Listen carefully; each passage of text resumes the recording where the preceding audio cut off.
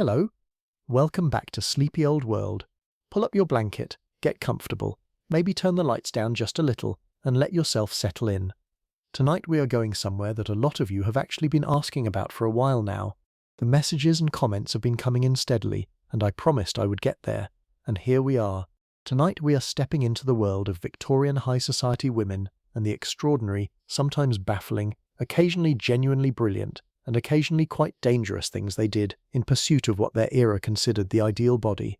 Not a slim body in the way we would understand it today, not a fit body in the athletic sense, not even necessarily a healthy body, though some of what these women practiced was actually far more sophisticated than we give them credit for.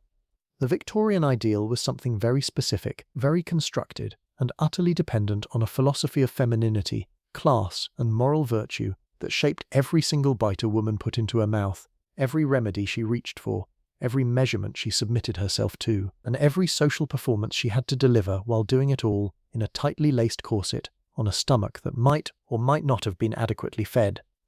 And here is the thing I want you to hold from the very beginning. These women were not foolish. They were not simply victims of fashion who did not know any better. Some of them were remarkably astute observers of their own bodies. Some of them were early experimenters with ideas about nutrition that would not be formally understood for another 100 years. Some of them developed systems and rituals and habits that modern dietitians would look at and find familiar. And some of them, yes, were following advice so spectacularly wrong that it is a genuine wonder anyone survived it. That tension between the sophisticated and the dangerous, between the practical and the bizarre, between real self-knowledge and the crushing weight of social expectation, that is what we are spending tonight exploring together. So get comfortable, let your breathing slow down, and let us travel back to a world of calling cards and corseted waists and dining tables, set with silver that had to be counted by the housekeeper after every single meal. The year is somewhere in the middle of the Victorian era. Let us say it is 1872, and we are in London, and we are following a woman named Margaret. Margaret is 34 years old. She is married to a solicitor who does quite well enough that they keep a house in the right part of the city, employ 4 servants, and receive guests on Thursday afternoons. Margaret has 3 children, the eldest of whom is 11. She attends church on Sunday mornings, sits in a specific pew that her family has occupied for 11 years, wears gloves that match her hat, and has never in her adult life left the house with her stays unlaced. But here is what else Margaret does. She keeps a small leather notebook in the top drawer of her dressing table, beneath her handkerchiefs, which is where things that are private go in a Victorian household. In that notebook, she records what she eats, when she eats it, how she feels afterward, and what her waist measures on the first of each month. She has been doing this for 6 years. She does not show this notebook to her husband. She does not discuss it with her friends, at least not directly, though there are conversations over tea that circle around the subject in a way that everyone present understands perfectly, and no one names out loud. Margaret is doing something that in the 21st century we would call tracking her diet and monitoring her health goals. In 1872, she is simply managing herself, which is what respectable women were expected to do, quietly, privately, efficiently, without complaint, and without making anyone else uncomfortable about it. Her day begins early, it always has. The maid brings hot water at 6:30, and by 7 Margaret is at her dressing table, and by the time the household is properly awake she has already made several decisions about today that will shape everything from her energy, through the afternoon calls, to how her dress fits at dinner. These are the decisions we are going to spend tonight with.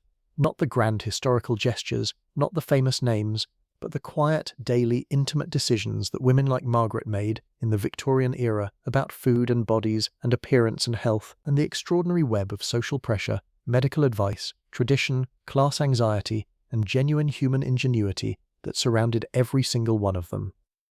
Let us begin, properly, with the corset. Not because the corset is the only story, or even the most interesting one, though it is more interesting than most people realize. We begin there because the corset was not separate from Victorian diet culture, it was central to it. It was the literal shaping force around which everything else organized itself. Every meal a Victorian high society woman ate, she ate within its constraints. Every remedy she took to address what the corset either caused or concealed. Every measurement she obsessed over was a measurement the corset defined. You cannot understand Victorian ideas about diet and the female body without first understanding that the female body in Victorian high society was not primarily understood as a biological organism that needed fuel and rest and care. It was understood as a social instrument that needed to present correctly at all times. And the corset was how you made the body presentable. Now, the Victorian corset was not a single thing. It changed significantly across the decades of the era, and the kind of corset Margaret would have worn in 1872 was quite different from what her mother wore in the 1840s, and quite different again from what the younger women of the late 1880s would be cinching themselves into. But the constant across all of it was this: the corset shaped the waist, reduced it, compressed it, held it in, and the shape it imposed was the shape that everything else, the diet, the posture, the medicine, the social ritual, was expected to maintain and support. Here is what I find genuinely interesting about the corset as a dietary force. It was not only about appearance, it actually functioned as a physical constraint on eating. You could not comfortably eat a large meal in a properly fitted corset. The compression of the abdomen reduced the physical capacity of the stomach. Victorian women who were tightly laced could develop what modern gastroenterologists would recognize as early satiety, the feeling of fullness that arrives very quickly after very little food. Some researchers who have studied Victorian eating habits have suggested that the corset was in some sense the original appetite suppressant worn externally, built right into the clothing. The etiquette manuals of the period were quite clear that a lady should eat sparingly at dinner parties. Small portions were expected. Noticeable appetite was considered unfeminine, even vulgar. But what is remarkable is how much the corset actually enforced this expectation physically, rather than just morally. The woman who arrived at a dinner party in a tightly laced evening corset was not simply choosing to eat modestly because the social rules demanded it. She was, to a significant degree, genuinely physically unable to eat much without discomfort. The social norm and the physical constraint were working in the same direction, reinforcing each other, making the expectation feel natural rather than imposed because the body itself seemed to confirm it. But there was, of course, a problem, and the problem was this: you cannot sustain a human body on very little food consumed while your midsection is compressed into a cone shape and not eventually produce some consequences. Victorian medical literature is full of complaints that we would now recognize as symptoms of chronic nutritional deficiency and the physiological disruption caused by prolonged abdominal compression, headaches, persistent fatigue, constipation, which was so common among upper-class Victorian women that it was practically considered a standard feature of the female body rather than a symptom of something wrong. Fainting, which occurred frequently enough that entire pieces of furniture, the fainting couch, the smelling salts kit, were designed around the expectation that women would periodically lose consciousness. And here is what Victorian medicine did with these symptoms. It treated them as evidence that women were inherently delicate, that the female constitution was naturally fragile, naturally prone to weakness and collapse, naturally requiring management through careful diet and specific remedies. The very symptoms produced by the corset and the restrictive eating that surrounded it were used to justify both the corset and the restrictive eating. It was a perfectly circular logic, and it held for most of the 19th century. But before we go further into the medical world, which is genuinely extraordinary and we are absolutely coming back to it, let us talk about food itself. Because the Victorian approach to diet was not only about restriction, it was also about the most detailed, specific, hierarchical set of rules about what kinds of food were appropriate for what kinds of people that you can possibly imagine. The Victorians believed, and this was not fringe thinking, it was mainstream medical consensus, that food directly shaped character, that what you ate influenced not only your physical health, but your moral disposition, your intellectual capacity, and your emotional temperament. Certain foods were considered stimulating in a way that was dangerous for the delicate female constitution. Others were considered calming, appropriate, properly feminine. The division was not random. It mapped neatly onto the class structure of Victorian society, onto the gender expectations of the era, and onto the medical theories about digestion and the nervous system that dominated thinking for most of the 19th century. Let me walk you through how this actually played out at a Victorian upper-class table, because the specifics are where the real story lives. Meat was complicated. On one hand, meat, particularly beef and mutton, was considered the cornerstone of a robust English diet. Men needed it. The working classes needed it for physical labor. It built strength and vitality. But for upper-class women, meat was viewed with considerably more ambivalence. Too much meat was thought to be stimulating in a way that could agitate the nerves, inflame the passions, and produce an unfeminine coarseness of temperament. The fashionable medical advice for women who were nervous, anxious, or suffering from the broadly defined category of hysteria, which covered an enormous range of conditions we would now recognize as depression, anxiety disorder, chronic pain, and quite a few things that had nothing to do with any of those, was often to reduce meat consumption. This created a peculiar situation at the Victorian dinner table. The husband would be served a robust portion of roast beef. The wife would take a much smaller piece, or sometimes none at all, supplementing with lighter dishes. The servants would eat meat from the scraps of the family's meals, and the governess, perpetually caught in the no-man's land between the family and the staff, might eat somewhere in between, depending entirely on the household's customs and the family's particular ideas about her status. Fish was generally considered more appropriate for women, lighter, less stimulating, easier to digest. Salmon, sole, whitebait served in the proper season. These were acceptable, even desirable. The fish course at a formal Victorian dinner was often the only course where a woman might eat with something approaching genuine appetite without attracting comment, because fish was classified as a gentle food, appropriate to the gentle sex. White meats, chicken and veal, occupied a middle position. They were acceptable for women in moderate quantities, not as crude as red meat, not quite as refined as fish, but serviceable. A chicken leg, carefully chosen and delicately consumed, was perfectly appropriate. A drumstick gnawed with enthusiasm was not. The vocabulary around eating was as gendered as the food itself. Women were expected to eat daintily, to cut small pieces, to chew silently, to express preference for delicate things and indifference to substantial ones. The performance of appetite was as important as appetite itself, and the ideal performance was one of charming restraint.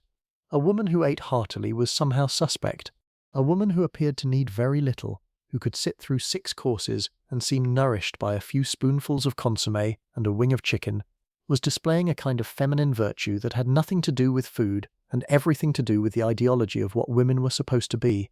That ideology said, broadly, that women were spiritual creatures more than physical ones, that too much investment in bodily appetite, hunger, pleasure, physical sensation was in some sense unfeminine, that the ideal woman transcended the demands of her body, or at least appeared to. Food was a necessary concession to biology, not a pleasure to be pursued openly. And yet, and this is the beautiful contradiction at the heart of Victorian dining culture, the actual food produced for upper-class households in this era was extraordinary. The Victorian dinner party was a display of abundance that would make a modern chef's eyes widen. Multiple courses, each one requiring its own set of silverware. Soups and fish and removes and entrees and joints and sweets and cheese and desserts, arranged in a sequence that could last 3 hours. The kitchen of a well-run Victorian household operated from early morning to late at night, producing this abundance, managed by a cook who was one of the most skilled and pressured employees in the domestic world. The woman of the house planned the menus, oversaw the ordering of provisions, directed the cook's work, and then sat at that magnificent table and ate almost none of it. Or rather, she ate in the constrained, performance-conscious way that social expectation and physical corsetry combined to require. While the table groaned with dishes, the mistress demonstrated her refinement by appearing not to need them. There is something quietly extraordinary about that image, the tremendous labor of production meeting the performative negation of consumption. And sitting right in the middle of it, watching everything with the experienced eye of someone who had organized this performance dozens of times, was Margaret. Margaret, who has her leather notebook in her dressing table drawer. Margaret, who knows exactly what she ate yesterday and what she will allow herself today. Margaret, who understands this system from the inside and navigates it with a pragmatic intelligence that the system itself never credits her for. Let us go back to her morning, because the morning is where so much of Victorian diet culture actually lived, in the private hours before the performance began. The hot water arrived at 6:30. Margaret used it first to wash her face. Then, after the maid had helped her dress and the complicated business of the stays had been completed, for the first food of the day. And here the Victorian approach to breakfast was genuinely peculiar by modern standards, because it was not simple at all. The fashionable advice for women who were concerned about their figure in the 1860s and 1870s was to treat breakfast with extreme care, not to skip it entirely. That was generally considered medically unwise. Various doctors warned that the system required something to work with in the morning, but to treat it as an occasion for the most restrained consumption of the day. The ideal breakfast for a woman managing her appearance was something like warm water with a squeeze of lemon, taken first thing before anything else. Now, warm lemon water in the morning. If you have encountered that as a piece of wellness advice in the 21st century, you may be startled to learn that Victorian women were doing it 150 years ago, for not entirely dissimilar reasons. They did not know about vitamin C in any formal scientific sense. They did not have the vocabulary of antioxidants or alkalizing or detoxification that surrounds this practice today, but they had observed empirically across generations of women advising each other in the private language of health that women have always spoken among themselves, that warm water in the morning seemed to settle the digestion, ease the bowels which were a perpetual Victorian preoccupation that we are absolutely going to spend time with, and produce a feeling of gentle readiness that was better than nothing and more manageable than a full meal. After the warm lemon water, breakfast itself was typically small, a thin piece of dry toast, sometimes two if the day ahead was demanding, perhaps a little cold meat, though this was more common for men, perhaps a soft-boiled egg. Tea, always tea, taken weak enough that it was more colour than substance. The fashionable advice consistently warned against strong tea at breakfast, associating it with nervous agitation that would make the day harder to manage. Light tea, light food, light movement, a kind of careful calibration of the morning that was designed to produce a state of elegant readiness without any of the heaviness that would make the corset uncomfortable or the complexion flushed. And then there was the question of bread. Bread was, in the broader Victorian dietary imagination, a substance of intense complexity.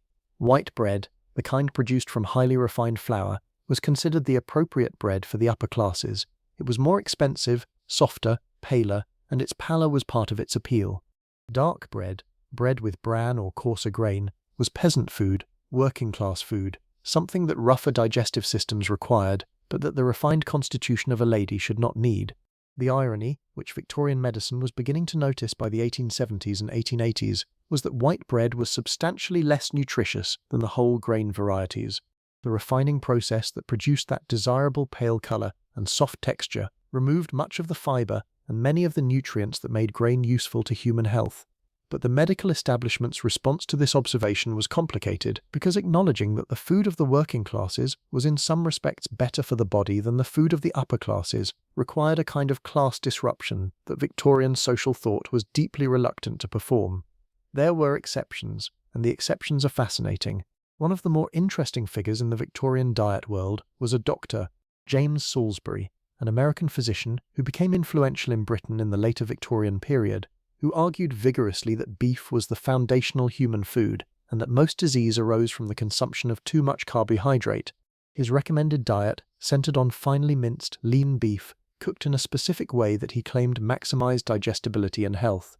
The Salisbury steak, which you may know as a somewhat questionable item on institutional menus, is actually named for this man. He prescribed it twice a day for most conditions, recommended very hot water to wash down the excess starch, and produced a set of dietary ideas that were simultaneously ridiculous and weirdly ahead of the protein-forward dietary approaches of the late 20th century. Women of the Victorian upper class did not typically follow Salisbury's protocol directly, but his ideas filtered through the cultural conversation about diet in ways that reinforced some existing assumptions. The anxiety about starchy foods was already present. The belief that refined carbohydrates produced a sluggishness of the system was circulating. Salisbury gave it a doctor's authority and a specific protocol, and some Victorian women took elements of it. But the more dominant influence on how upper-class Victorian women thought about food came from somewhere considerably older and considerably more thoroughly gendered. And that place was the long tradition of thinking about women's bodies as essentially different from men's bodies in ways that required a specifically female dietary logic. The cornerstone of this thinking was the Victorian doctrine of the nervous system. The nerves, in 19th century medicine, were responsible for an extraordinary range of functions that we would now distribute across neurology, endocrinology, gastroenterology, and psychology. The nervous system was imagined as the central regulatory mechanism of the body, and it was thought to be differently calibrated in women than in men. Women's nervous systems were considered more sensitive, more easily disturbed, more prone to the condition known as irritation, which was a kind of generalized state of excessive stimulation that could manifest as headache, faintness, palpitations, digestive upset, emotional instability, or any number of other symptoms. The dietary implication of this theory was significant. If women's nervous systems were more sensitive, then the foods that stimulated the nervous system, which included strong flavors, rich sauces, spiced dishes, red meat, alcohol, coffee, and strong tea, were more dangerous for women than for men. A man could handle a rich dinner with wine and coffee and a brandy afterward without destabilizing his nervous system. A woman eating the same meal might find herself with a headache the next morning, which was taken as proof of the theory rather than as evidence that the meal was simply very heavy. The result of this thinking was a female dietary world that was systematically stripped of the most flavorful and nutritious elements of the broader Victorian diet. The ideal food for a nervous woman, meaning in practical terms almost any woman of the upper classes who was managing the combined stresses of social obligation, reproductive labor, and domestic management, was bland, soft, light, and carefully prepared broths, plain chicken, arrowroot prepared into a delicate porridge, milk in various forms, fresh or slightly warmed or made into a simple posset with a little sweetening, toast made dry or very lightly buttered, stewed fruits, rice pudding made without too much sugar, the invalid's diet. That is what historians of Victorian medicine call it, and the striking thing is that this was not only prescribed for women who were actually ill, it was the baseline diet that the medical establishment and the social establishment converged on, recommending for upper-class women as a matter of course. Women were understood to exist in a state of constitutional fragility that was chronic rather than acute. They needed the invalid's diet not because they were sick, but because they were women, and being a woman was, in this framework, a kind of permanent medical condition requiring permanent dietary management. Margaret knows all of this, of course. She has grown up in it. She has breathed it as surely as she has breathed the air of Victorian London, which was itself not particularly nourishing. She has read the advice in the women's magazines. She has listened to the doctors who have attended her mother, her sisters, her friends. She has absorbed the cultural logic so thoroughly that she does not always notice it as logic at all. It simply feels like truth, like the way things are. And yet, Margaret's notebook tells a different story, or at least a more complicated one, because Margaret, in the privacy of her dressing table drawer, is not simply following the prescribed female dietary script. She is experimenting. She is observing her own responses. She is noticing, with a quiet precision that her era gives her no formal language for, that some of the advice she has been given does not produce the effects she has been told it will, and that some of the things she has discovered through her own body's experience are quite different from what the books and the doctors suggest. This is, I think, one of the most quietly remarkable things about Victorian women and diet, the thing that tends to get lost when we tell this history only as a story of oppression and ridiculous fashion. Within the constraints of their world, within the corset and the social performance and the medical framework that classified their bodies as inherently fragile, a significant number of Victorian women were engaged in something that looked a great deal like personal health research. They were tracking, experimenting, comparing notes, and developing a body of practical knowledge about nutrition and health that was transmitted through the semi-private channels of female friendship, correspondence, and the vast periodical literature aimed at women. Let us talk about those channels, because they are fascinating. The Victorian Women's Magazine was a strange and powerful thing. Publications like The Queen, The Ladies' Magazine, The English Woman's Domestic Magazine, and dozens of others occupied a peculiar space in Victorian culture. They were simultaneously deeply conservative, reinforcing the social expectations that kept women within their domestic sphere, and quietly radical, providing women with access to information, advice, and community that extended their world in ways that the official social structure did not formally permit. The diet advice in these publications was extraordinary, and I mean that in the fullest sense of the word, simultaneously extraordinary in its sophistication and extraordinary in its strangeness. On one page you might find a detailed and actually quite sensible discussion of the importance of adequate protein consumption for women who are nursing infants. On the next page, a recipe for a reducing preparation made from vinegar, chalk, and a proprietary powder whose main active ingredient was almost certainly arsenic. Side by side, in the same issue, the practical and the perilous. The letters columns of these magazines functioned as an early form of crowdsourced dietary advice, a forum where women could write in with questions and where the editors, and frequently other readers, would respond. The questions were often remarkably specific. One can find letters in Victorian women's magazines asking about the advisability of eating potatoes for a woman who wishes to reduce her figure, about whether cucumber is really as cooling to the system as people say, about the best approach to managing the constipation that the writer has experienced for several years without relief, about whether the treatment recommended by a particular doctor is consistent with what other readers have experienced. And the answers, the ones that came from other readers rather than from the officially expert voice of the editor, often contain real wisdom. Women sharing what they had actually observed about their own bodies, stripped of the medical establishment's theoretical framework, sometimes arrived at conclusions that were more accurate than the official advice. One finds readers recommending increased water consumption, greater vegetable intake, regular gentle walking, reduction in the consumption of sweets and pastry, all of which were substantially better advice than much of what the medical establishment was formally offering. The women who wrote to and read these letters were not operating in isolation. They were part of a distributed network of female experiential knowledge about health and the body that was developing throughout the Victorian period, alongside and sometimes in tension with the formal medical establishment. This network is one of the great underappreciated features of Victorian women's intellectual life, and diet was one of its central subjects. Now, let us get specific about some of the actual strategies that Victorian high society women employed in the pursuit of what their era considered an appropriate figure. Because this is where things get genuinely interesting, and sometimes genuinely alarming, and sometimes, with the benefit of hindsight, genuinely impressive. The first and most fundamental strategy was, of course, the corset itself, but the corset as dietary technology rather than simply as garment.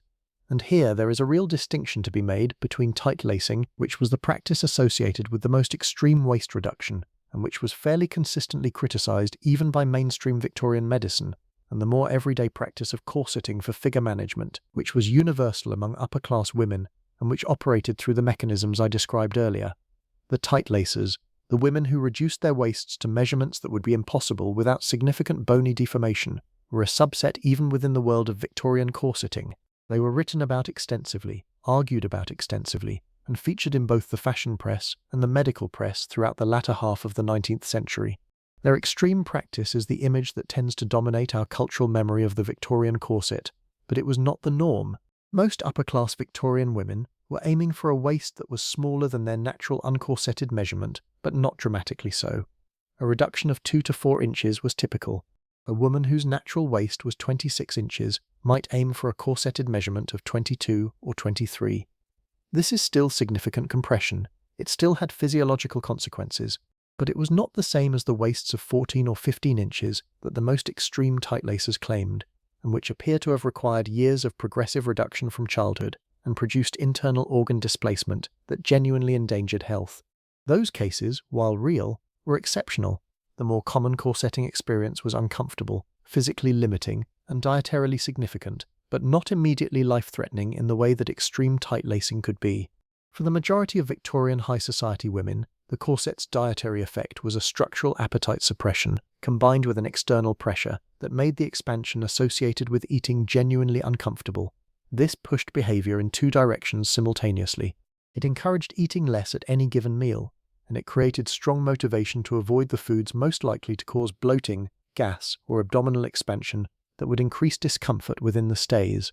The foods associated with bloating in Victorian dietary thinking included many of the same ones we would identify today. Legumes were largely avoided by fashionable women, not because the Victorians had any theoretical understanding of intestinal gas production, but because empirical experience had established that beans and lentils tended to produce internal discomfort that was significantly worse when one was tightly laced. Onions and cabbage, similarly.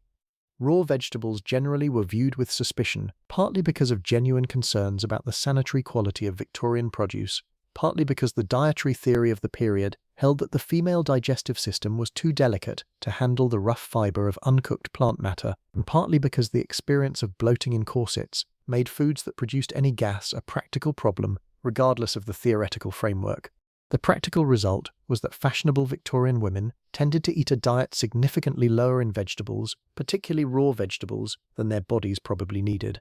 Cooked vegetables were acceptable, particularly when they had been cooked into a degree of softness that eliminated any possible fiber problem.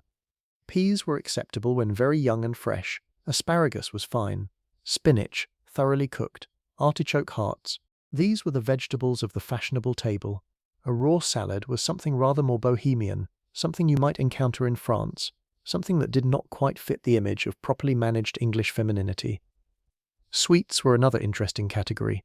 The Victorian sweet tooth was considerable, and the tea table was its primary theatre of expression. Afternoon tea, that institution which we associate so thoroughly with Victorian England, was in part a socially sanctioned space for women to consume sweet things in a context that framed it as sociable rather than greedy. The tiny sandwiches and delicate cakes and biscuits of the tea table were calibrated to be consumable in small, socially visible quantities that suggested feminine appetite rather than real hunger. A cucumber sandwich at 3:30 was not the same as eating a full meal. It was a performance of light grazing that allowed women to consume calories without appearing to be driven by physical need. This was important because the managing of apparent appetite was a constant project for Victorian upper-class women.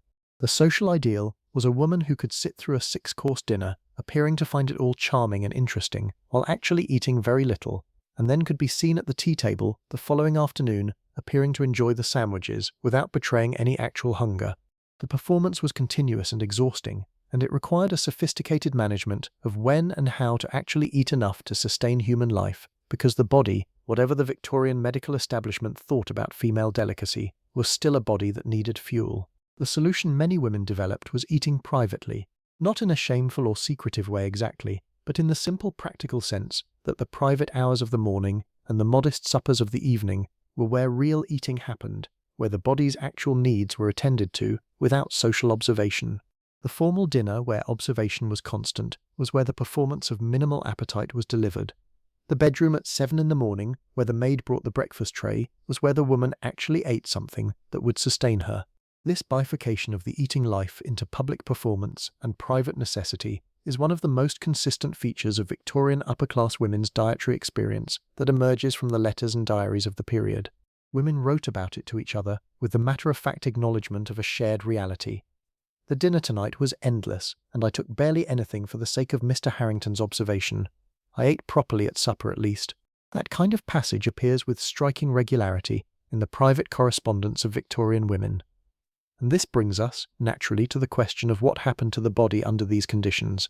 Because sustaining a public performance of minimal appetite while actually eating adequately in private is one thing, but many Victorian women were not eating adequately even in private. The constraints of the corset, the dietary ideology that classified their bodies as naturally requiring little food, the social performance that devalued visible appetite, and the specific medical advice they were receiving all combined to produce actual nutritional deficiency in a significant number of upper-class Victorian women. The symptoms were everywhere: the fainting we already mentioned, the headaches, the persistent tiredness that was treated as inherent feminine delicacy rather than as a consequence of inadequate nutrition, the pallor that was aesthetically valued because pale skin signified that one did not work outdoors, but which in many cases was also a sign of iron deficiency anemia, the thin hair, the brittle nails, the general sense of systemic insufficiency that Victorian medicine bundled under the category of debility and treated with a range of tonics and preparations whose efficacy varied enormously. And iron deficiency anemia in particular is worth pausing on, because it illustrates the circular trap of Victorian women's dietary experience with particular clarity. Anemia, specifically iron deficiency anemia, produces pallor, fatigue, weakness, dizziness, and fainting. These are exactly the symptoms that Victorian culture read as signs of delicate femininity. The fashionable Victorian woman was supposed to be pale, slightly fragile, easily tired, occasionally faint. The condition that Victorian medicine called chlorosis, or green sickness, which we now understand as a form of iron deficiency anemia, common in adolescent girls and young women, was at various points in the Victorian period described as a natural feature of feminine development. Young women were expected to go through it. Their pallor was a sign of their transition into womanhood. Their weakness was attributed to the demands of menstruation on the developing female constitution. What was actually happening, in at least many of these cases, was that young Victorian women of the upper classes were not eating enough iron-containing food. Their diet, carefully stripped of the red meat that was considered too stimulating for the feminine temperament, light on the dark leafy greens that might produce bloating within the corset, and heavy on the refined carbohydrates and white bread and sweet things and milk that were considered appropriately feminine, was systematically failing to provide adequate iron. The resulting anemia then produced symptoms that confirmed the ideology of female fragility that had caused the dietary restriction that produced the anemia. Around and around. The treatment for chlorosis was instructive. Doctors prescribed iron in various forms: ferrous preparations, tonics containing iron salts, waters from iron-rich springs. They also sometimes prescribed regulated walking, gentle exercise, and a slightly more generous diet, particularly more meat. And when young women received these treatments and ate better food and got more iron, they improved. The delicacy that had seemed inherent to their nature turned out to be responsive to an iron supplement and a bit more of a decent dinner. Several Victorian physicians noted this observation in their case records with a certain dry puzzlement, without quite taking the logical next step of questioning whether the whole framework of female dietary restriction might be part of the problem rather than an appropriate response to female biology. The iron tonic deserves its own moment because it was one of the cornerstones of Victorian women's health maintenance, and it existed in a fascinating range of forms. At the respectable medical end, you had preparations prescribed by actual physicians, iron salts dissolved in various carriers, taken with regularity and producing genuine improvement in the blood.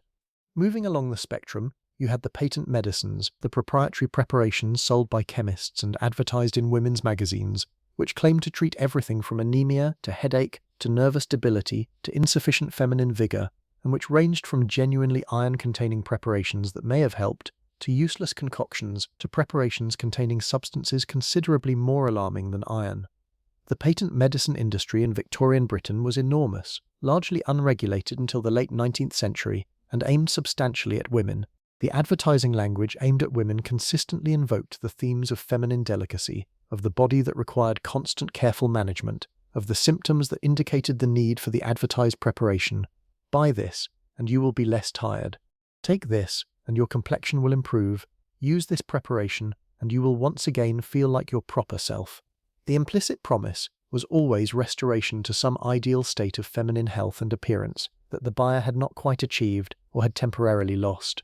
And women bought them in enormous quantities, because the genuine medical establishment was not offering them much that worked, because their actual symptoms were real, and the advertising offered plausible-sounding explanations and solutions, and because the preparation of buying and taking a medicine gave the act of managing one's health a satisfying definiteness that was otherwise lacking.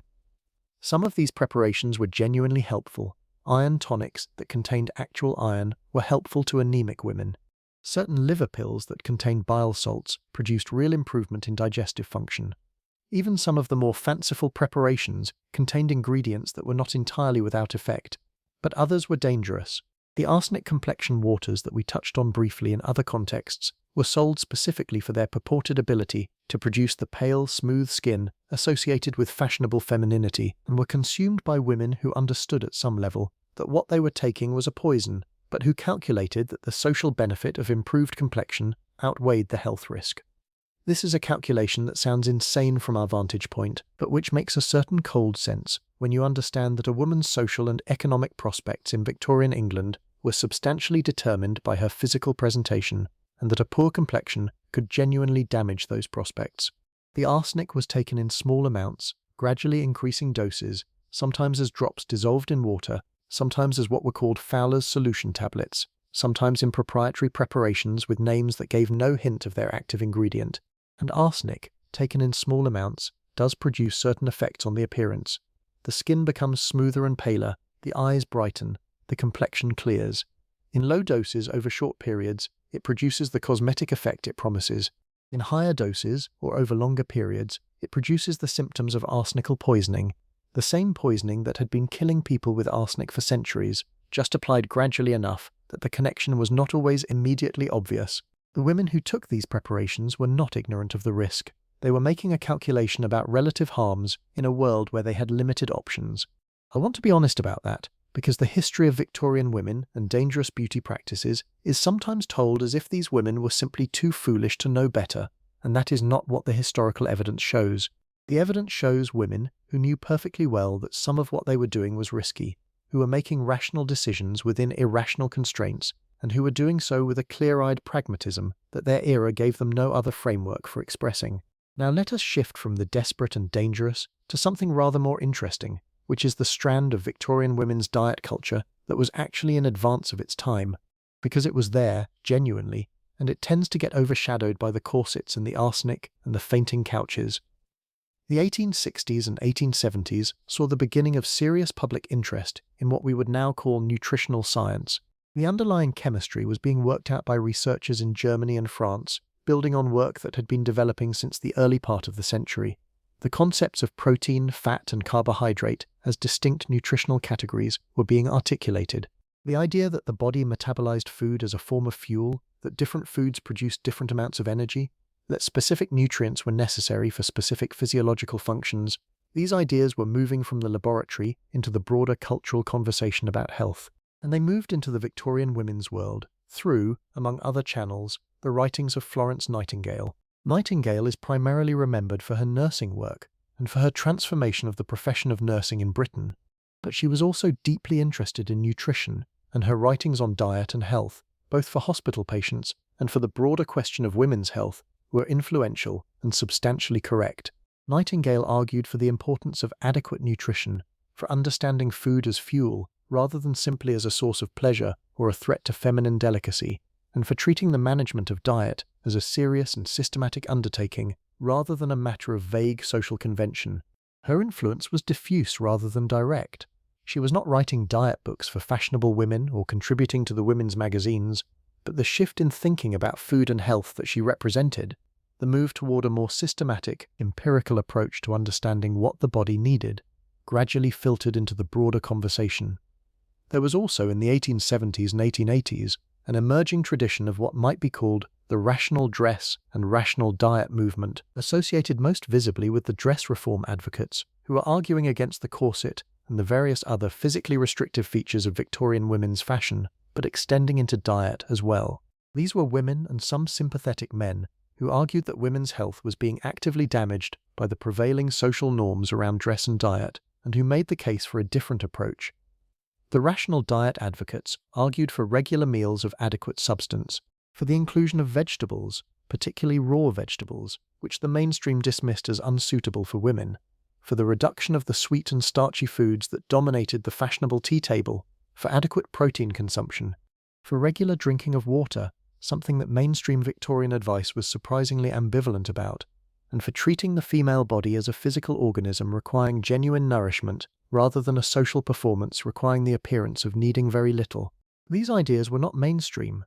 They were associated with the fringes of Victorian society, with women who were considered unfashionably intellectual or suspiciously progressive, but they circulated, they were debated, and some women, who would never have identified publicly as members of any reform movement, quietly adopted elements of the rational approach in the privacy of their own management of their health, adding them to the practical empirical knowledge they were already developing.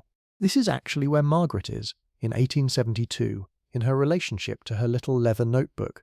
She is not a reformer. She would never describe herself as such. She attends church, observes the social forms, wears her corset, and hosts her Thursday teas with impeccable propriety. But in her notebook, recording what she ate and how she felt, she is doing something that looks a great deal like the rational approach. She is treating her own body as a subject worthy of systematic observation. She is noticing that when she takes more water, she feels better. She is noticing that the days after she has managed a real meal rather than a performance of minimal appetite, she has more energy and fewer headaches. She is noticing that the arrowroot preparation she was given for her digestive complaints does almost nothing, while walking to the park and back in the morning seems to help quite a lot, and she writes it all down in the privacy of her dressing table drawer, in a notebook no one knows she keeps. Let us now spend some time with the Victorian obsession with digestion, because it was genuinely an obsession, and it shaped the dietary world of upper-class women in ways that deserve careful attention. The Victorian digestive system was, in the medical imagination of the period, a mechanism of almost moral significance. Good digestion was associated with good health, good temper, and good character. Poor digestion was associated with ill health, irritability, melancholy, and a general failure of the bodily economy that implied something wrong with the management of the self. This gave digestive complaints an unusual weight in Victorian self-presentation. A woman who complained of poor digestion was not simply describing a physical symptom. She was, in the cultural language of her era, describing a dysfunction of her whole system, a failure of the internal management that her era expected her to maintain. The most common and most discussed digestive complaint among Victorian upper-class women was constipation. This is one of those historical facts that seems slightly comic from a distance, and rather less comic when you understand the structural reasons for it. Constipation in Victorian upper-class women was essentially structural. The corset compressed the abdomen and physically impaired normal intestinal motility. The diet, stripped of fiber-rich foods and heavy on the refined carbohydrates and light proteins that fashionable eating required, provided insufficient roughage to maintain regular bowel function. The relative physical inactivity of upper-class life compared to working-class life meant less of the physical movement that naturally stimulates intestinal function, and the social prohibition on acknowledging any physical function below the waist, which was so thorough that proper Victorian women were not supposed to refer to their lower bodies in any context that implied they had one, meant that even mild constipation was managed in private, rather than treated promptly. The result was that a significant proportion of upper-class Victorian women were in a state of chronic digestive distress that they treated as a personal medical management problem rather than as a symptom of a correctable structural condition. The treatments they used were numerous, diverse, and ranged from genuinely helpful to dramatically counterproductive. The gentler end of the treatment spectrum included the consumption of stewed prunes, which is one of the oldest constipation remedies in recorded history, and which continues to be employed by gastroenterologists today because it actually works. Victorian women ate stewed prunes at breakfast, with the same pragmatic regularity that they applied warm lemon water to the morning routine. They worked. The fibre and the natural sorbitol in dried plums produced the desired result, with a reliability that the more elaborate pharmaceutical preparations frequently did not match. Warm water consumption was recommended, often explicitly, in Victorian advice literature for women with digestive difficulties. Drinking a full glass of warm water first thing in the morning, again often with lemon, was standard advice in both the medical press and the women's periodicals. This too was sound, functioning through a mechanism the Victorians did not understand, stimulating the gastrocolic reflex, but producing a genuine and consistent result that women observed empirically and incorporated into their routines. Fig biscuits and various preparations made from figs also appear frequently in Victorian advice for digestive health. Figs, both fresh and dried, are genuinely high in fibre and have a mild natural laxative effect. The Victorian preparation of them into biscuits made them more convenient and more socially acceptable as a form of regular consumption than taking a medicine. Moving somewhat further along the spectrum of Victorian digestive remedies, we encounter the various aperient waters. These were mineral waters from specific springs that were marketed for their gentle laxative effect, associated with the presence of particular mineral salts. Visiting spa towns for the waters was an established Victorian health practice, and among the springs most frequently recommended for women with digestive difficulties were those whose waters contained magnesium sulfate, which we know better as Epsom salt, or sodium sulfate, or other mineral compounds that have a genuine osmotic laxative effect. The fashionable health spa was a fascinating intersection of medical practice, social ritual, and dietary management for Victorian upper-class women. The week or fortnight spent taking the waters at a spa town like Harrogate or Cheltenham, or, for those with the resources, the continental spas of Baden-Baden or Carlsbad, was simultaneously a medical treatment, a social event, and a controlled dietary intervention. The waters were taken in regulated amounts, at regulated times, under medical supervision. The prescribed diet at the spa was often specifically designed to support whatever the waters were supposed to be doing, which in practice meant lighter food, more vegetable matter, reduced alcohol, increased water consumption, and regular gentle walking. And the interesting thing is that the spa regimen, whatever the specific theory behind it, tended to produce actual improvements in health for many of the women who underwent it. Not because the mineral waters contained magical healing properties, although some of the mineral content did have genuine physiological effects, but because a fortnight of eating lighter food in adequate quantities, drinking more water, walking regularly, and sleeping without the social demands of the London season was actually good for a body that had been subjected to the conditions we have been describing.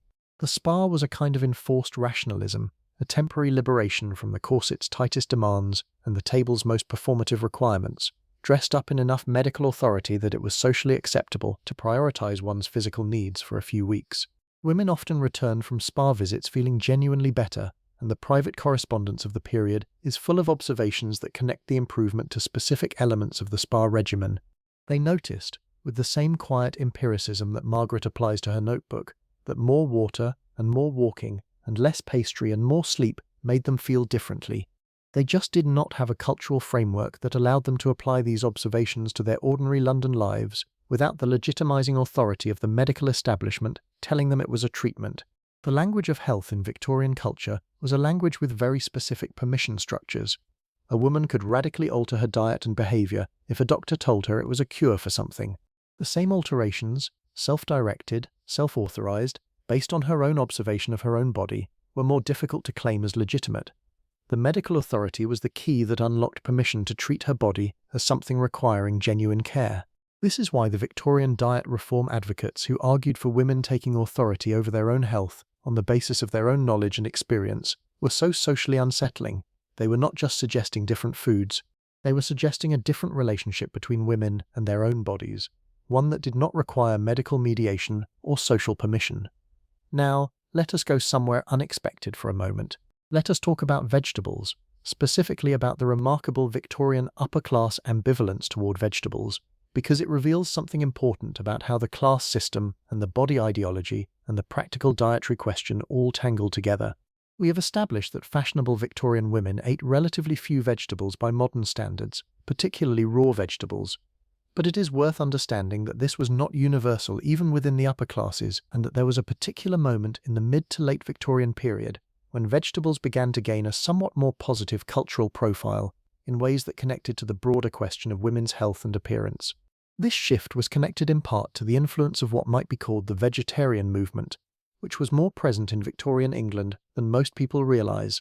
Vegetarianism in the Victorian period was associated with a range of reform movements and alternative health theories, some of which were quite sensible and some of which were thoroughly eccentric. But it was present, it was discussed, and some of its dietary recommendations were finding their way into mainstream conversations about women's health by the 1870s and 1880s. The advocates of vegetable-based eating for women made several arguments that had genuine merit. They pointed out that the bloating associated with vegetable consumption was primarily associated with specific types of vegetables, particularly the gas-producing legumes, and that many vegetables produced no such effect. They noted that women who ate more vegetables frequently reported improved energy and improved complexion. They observed that the pale, fragile appearance that fashionable society interpreted as delicate femininity was often accompanied by genuine ill health, and that women who ate more substantial diets, including plenty of vegetables and adequate protein, appeared healthier and, they argued, actually prettier. This last argument was strategically clever because it engaged with the system of values on its own terms. The reformers were not arguing that women should prioritize health over appearance.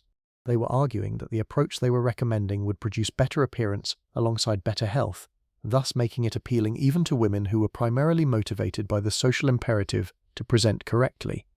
And there was something to this.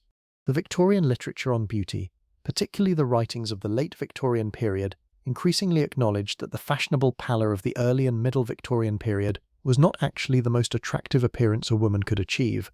The cult of the healthy English complexion, rosy and clear and suggesting outdoor exercise and robust constitution, gained ground throughout the 1870s and 1880s.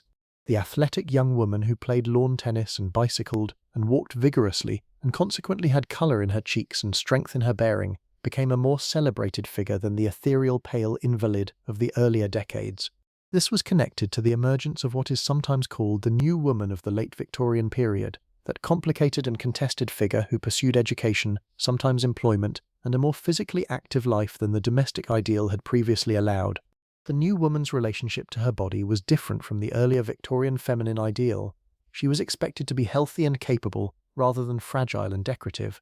And her dietary world was correspondingly different, more substantial, more varied, more deliberately maintained for the purpose of sustaining the active life she was living.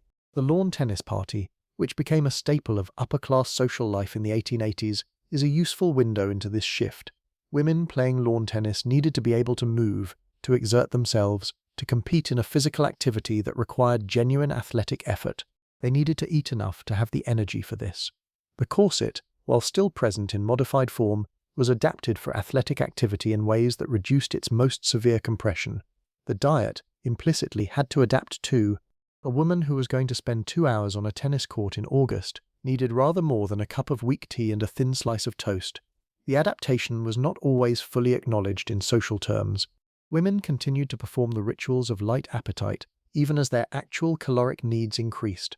But there was a loosening, a gradual shift in what was considered appropriate for active women to consume, that represents one of the more interesting dietary transitions of the late Victorian period.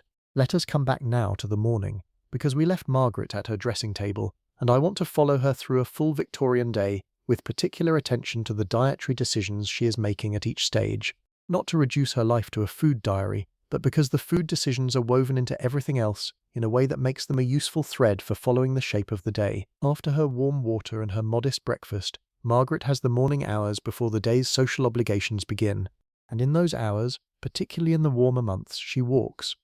Walking was, by reasonably broad consensus in Victorian health advice, the most universally recommended exercise for women.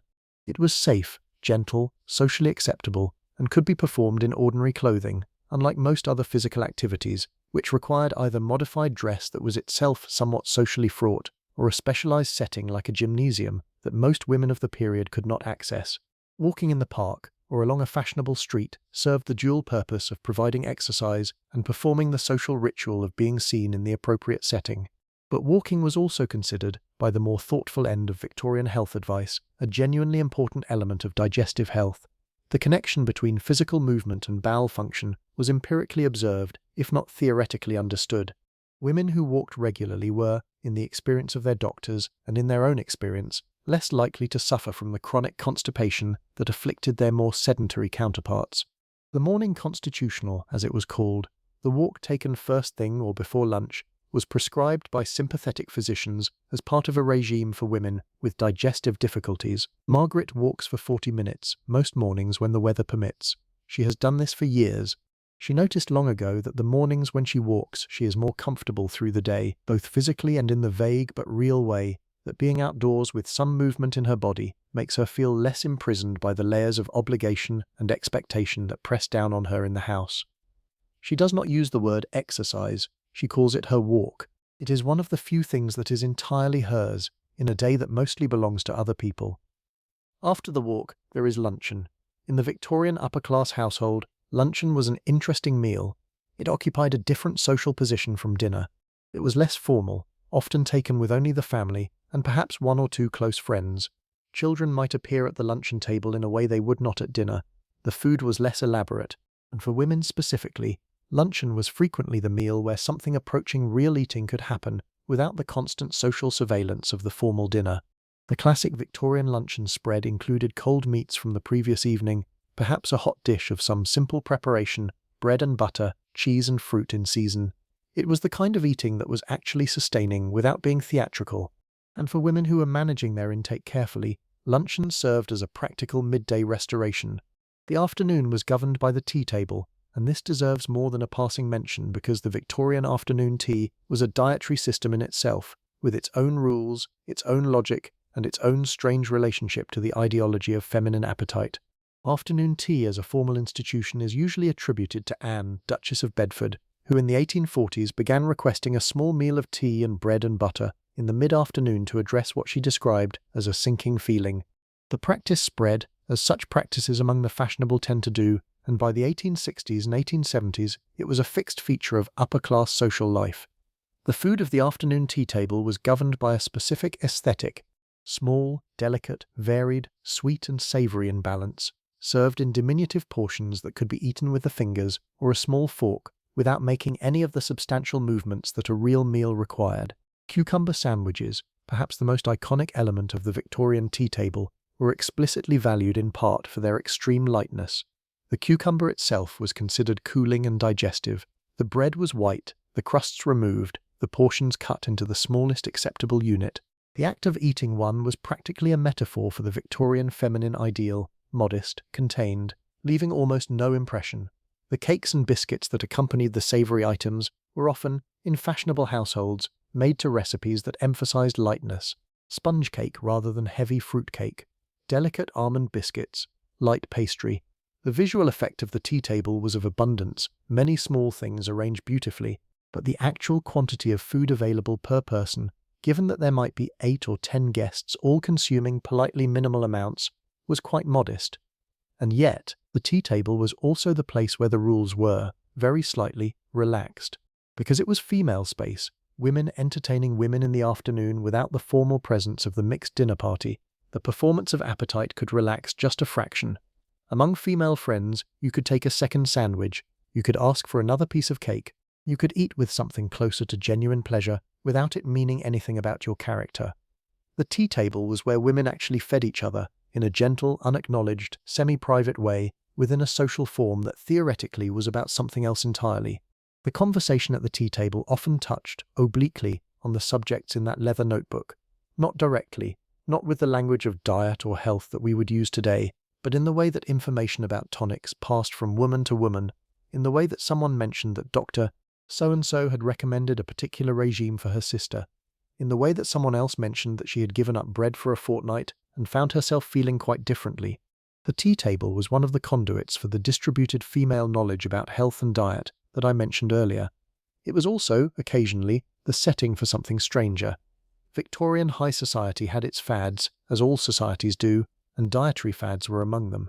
Some of these were driven by specific medical figures or specific celebrity endorsements, and they spread through social networks with a speed that we tend to think of as a modern phenomenon, but which the Victorian tea table demonstrates has always been with us. One of the most interesting examples is the craze for vinegar.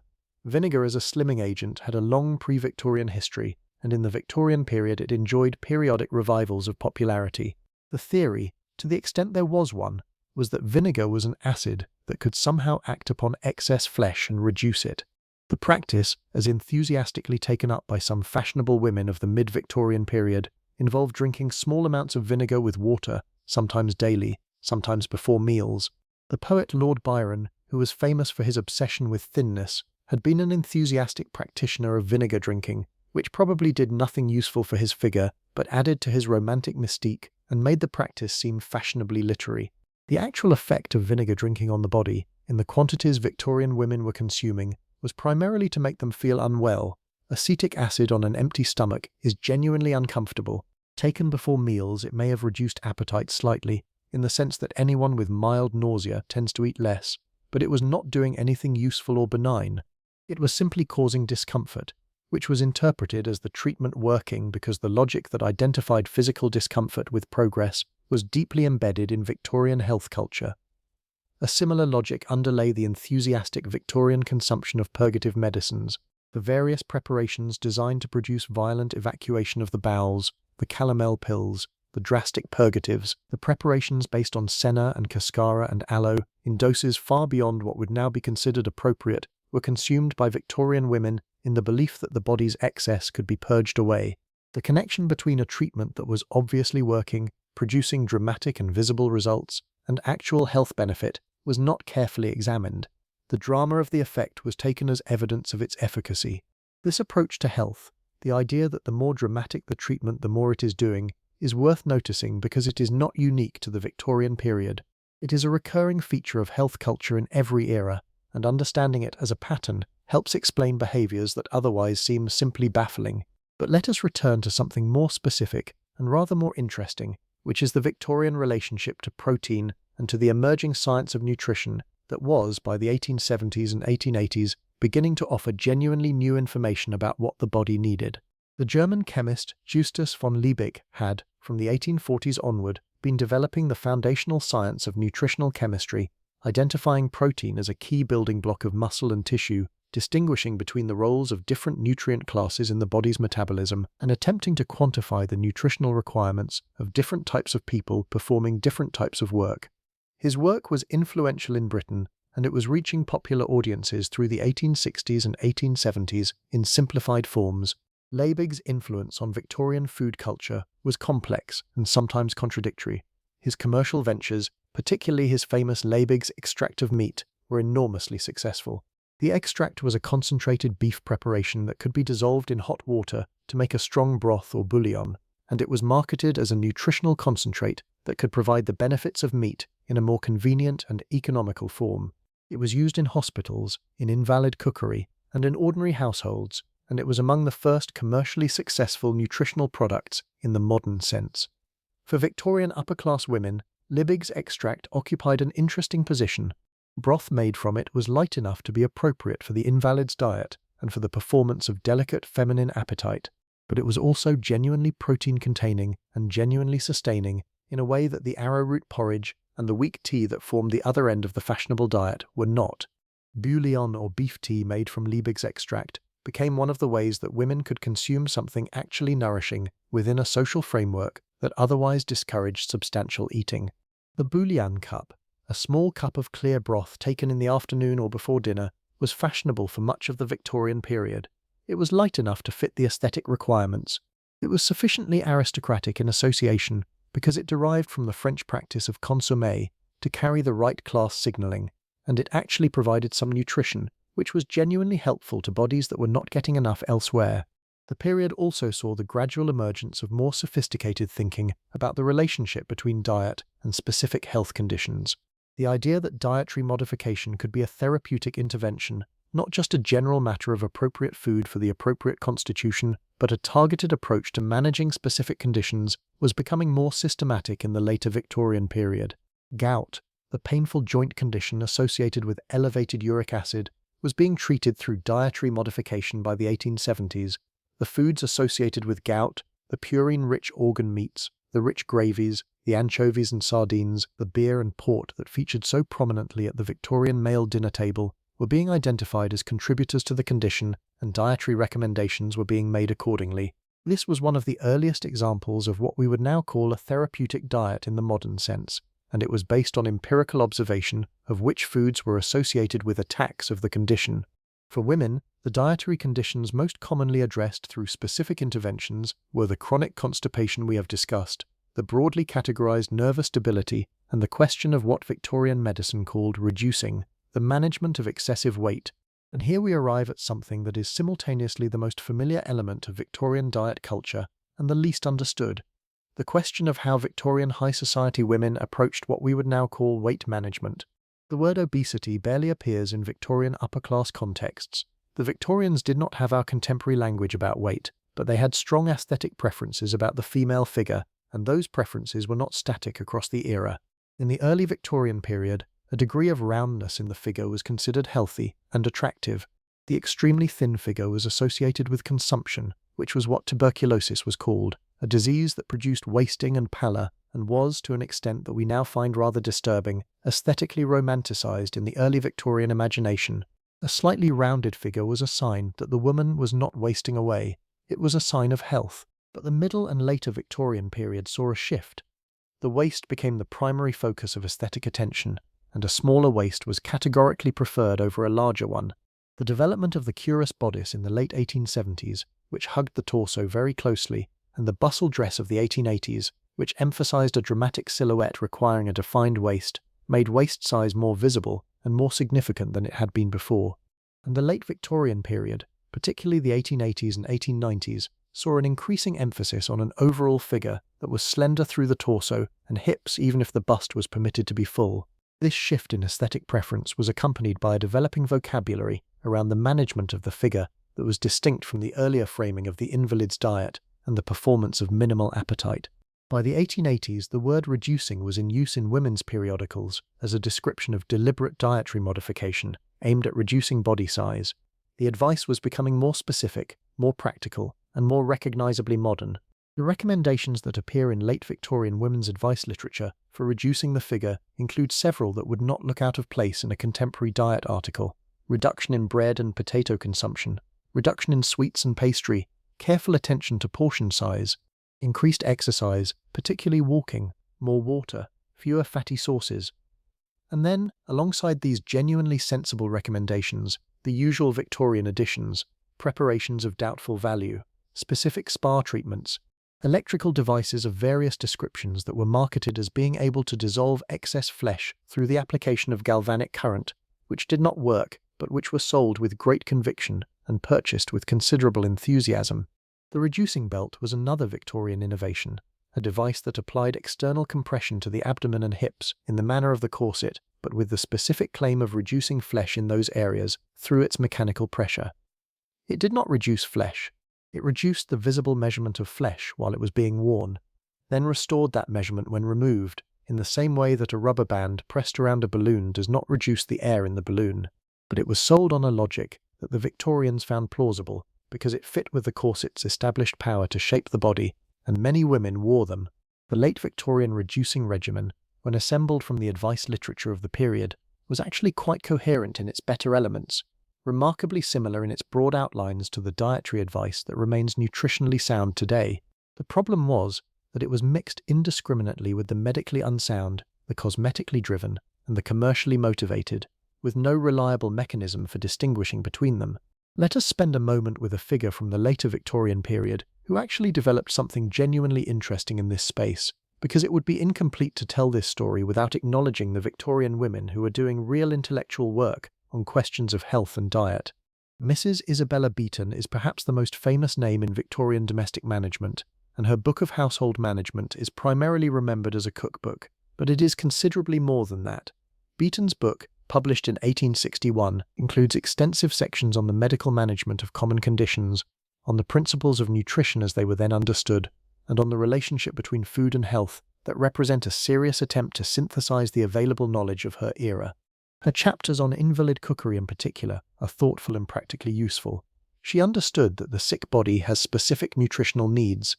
She understood that food that is easily digested is not the same as food that contains no nutrition. She developed recipes that were specifically designed to be both palatable and nourishing for people with compromised digestive function, and her practical advice was based on observation and experience rather than purely on the theoretical framework of the medical establishment. Beeton died young, at 28, and so represents only the beginning of what might have been a more extensive body of work on women's health and nutrition. But she is an example of the Victorian woman who approached the question of food and health with genuine intellectual seriousness and practical competence. The food she recommended for women managing their figures and their health was simpler and more honest than much of what the fashionable press was promoting.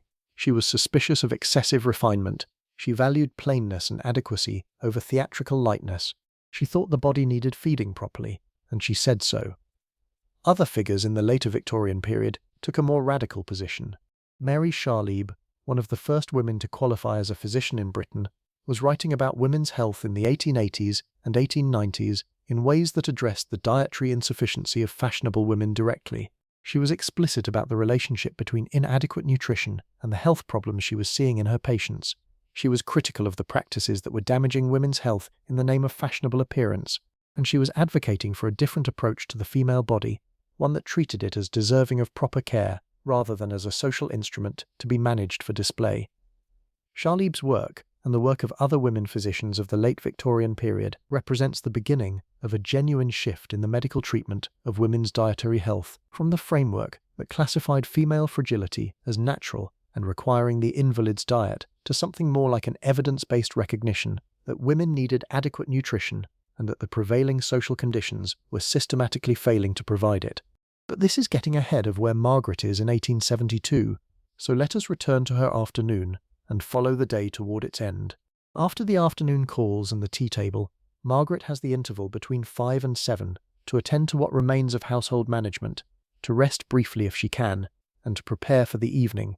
Preparation for the evening, in a household that entertains or is entertained regularly, involves the most elaborate dressing of the day, the most careful attention to appearance, and the most demanding performance of the day.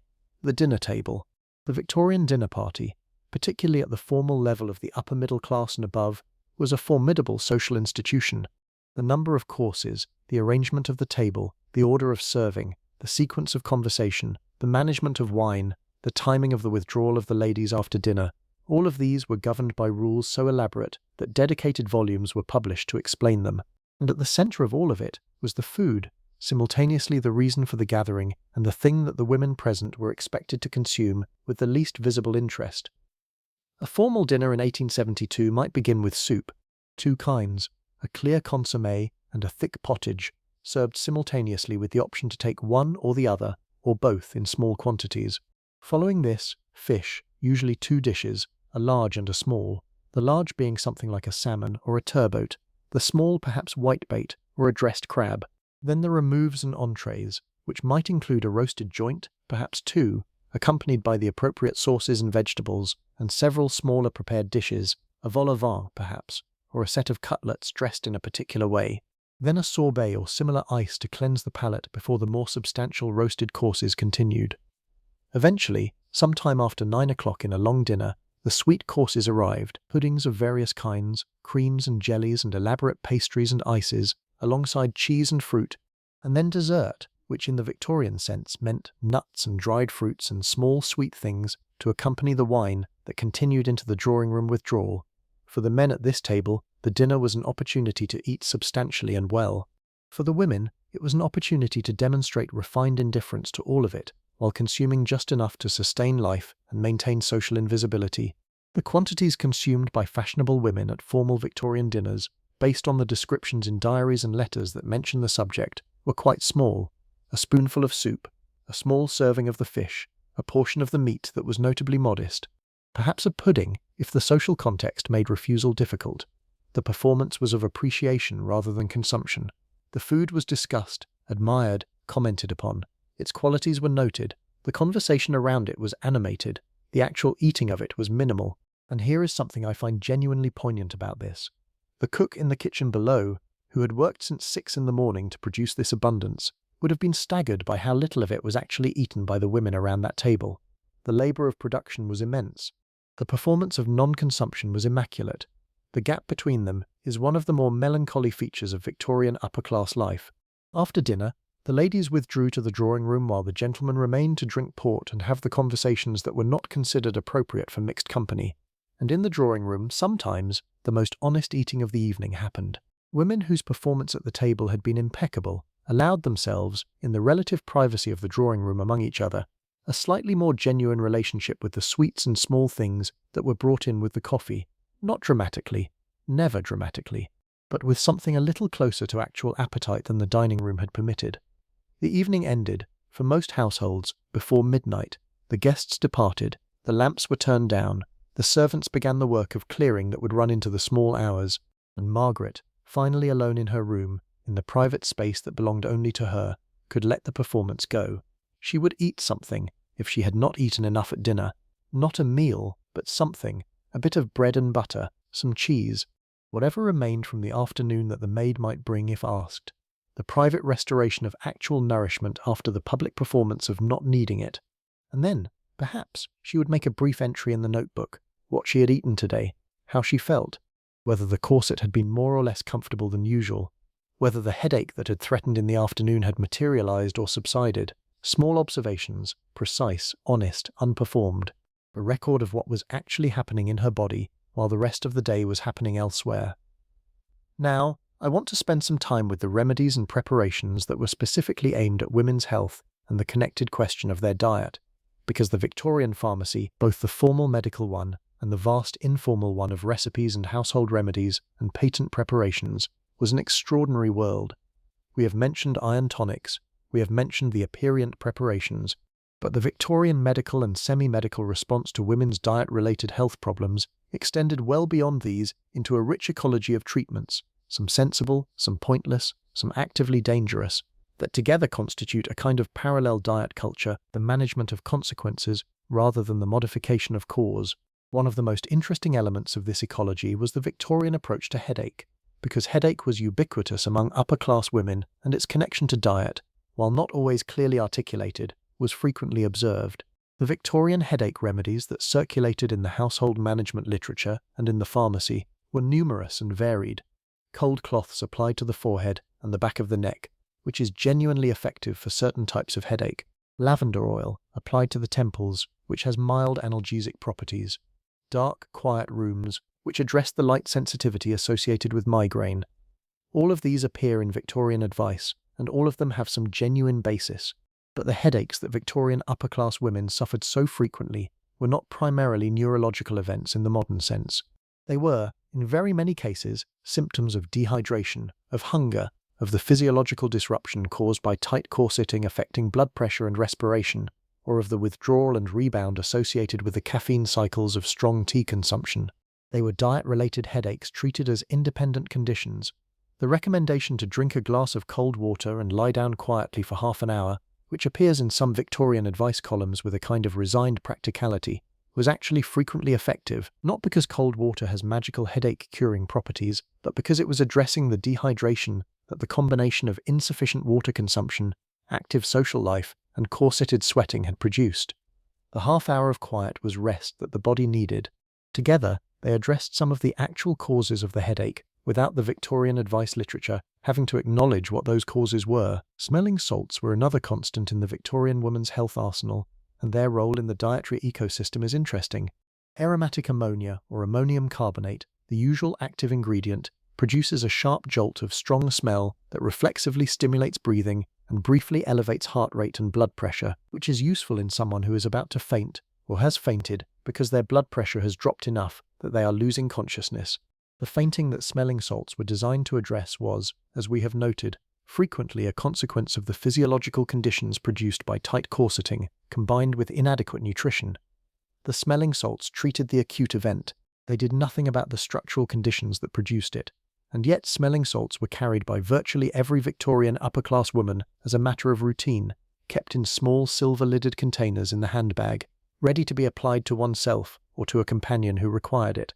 They were part of the toolkit of managing a body that was systematically set up to need them.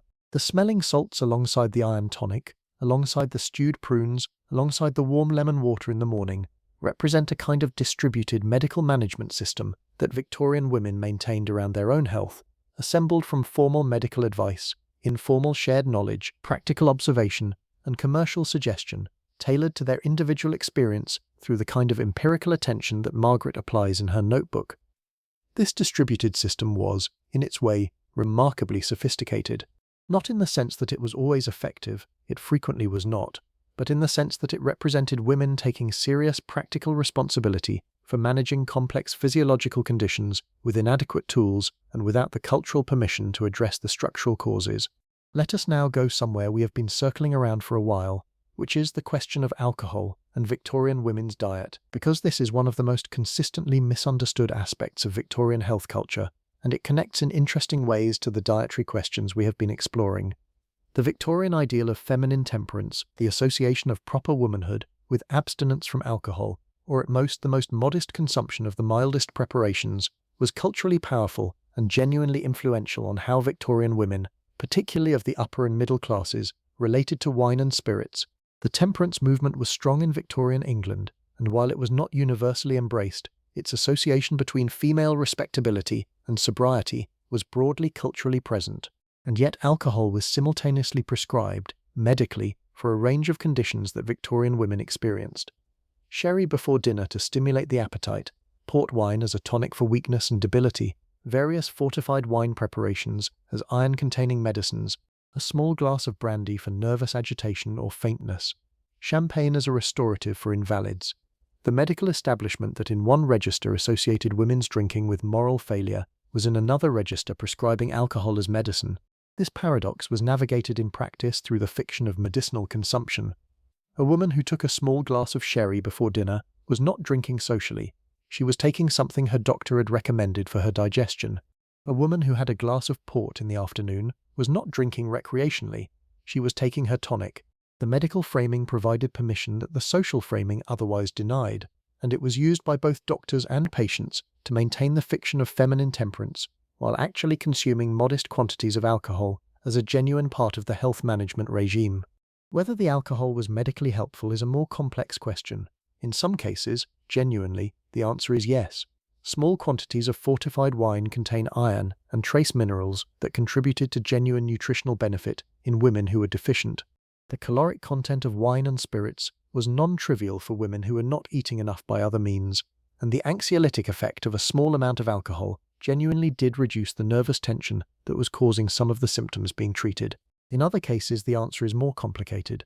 The habitual consumption of alcohol as medicine, even in modest quantities, could produce the dependencies and health consequences that alcohol consumption always can.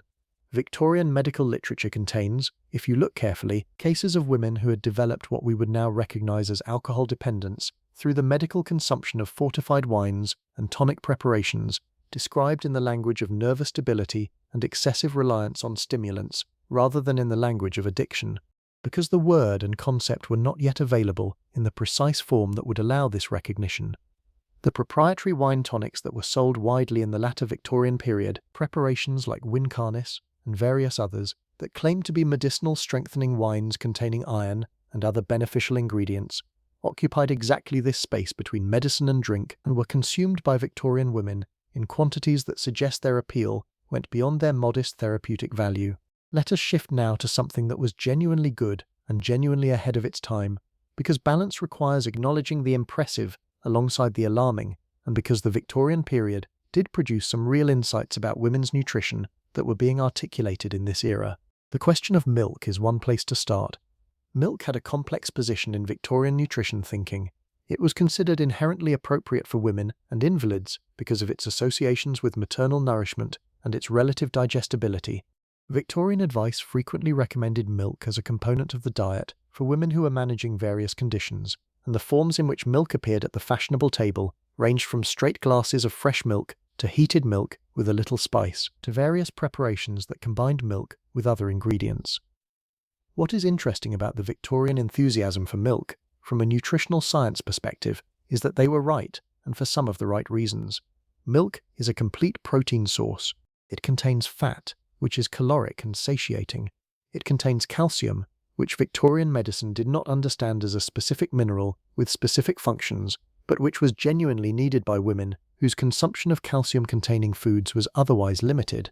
It was relatively safe from a bacterial contamination perspective when fresh and kept properly in cool conditions, at a time when many other foods were considerably more dangerous. The Victorian recommendation of milk for women with various conditions, including the broadly defined nervous debility and the more specific postpartum weakness that followed childbirth, was in practice directing women toward a food that was genuinely beneficial, even if the theoretical justification for the recommendation was not quite right. Eggs similarly occupied a positive position in Victorian nutrition thinking for women. They were light, they were easy to digest, they were appropriate for the invalid's diet, and they were, from a modern nutritional perspective, an excellent protein source with a range of vitamins and minerals.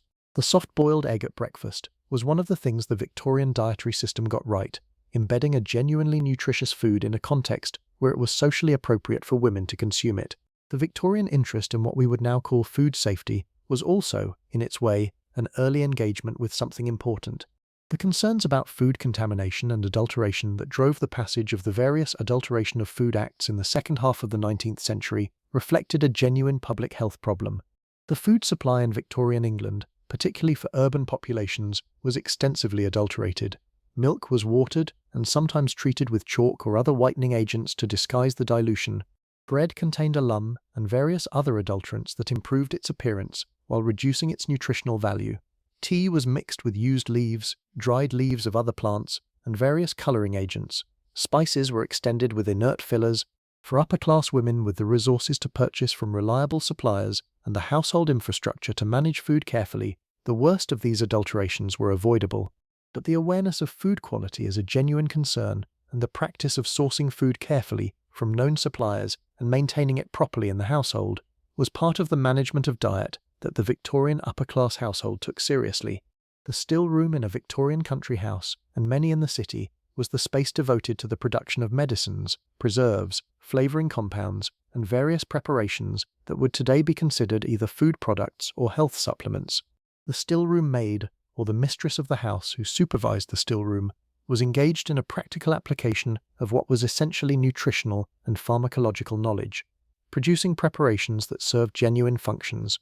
Herbal preparations made in the still-room included remedies for the digestive complaints we have discussed at length, for the headaches and nervous conditions, for the skin and hair preparations that were part of the Victorian beauty regime, and for the various tonic preparations that were consumed as part of ongoing health management.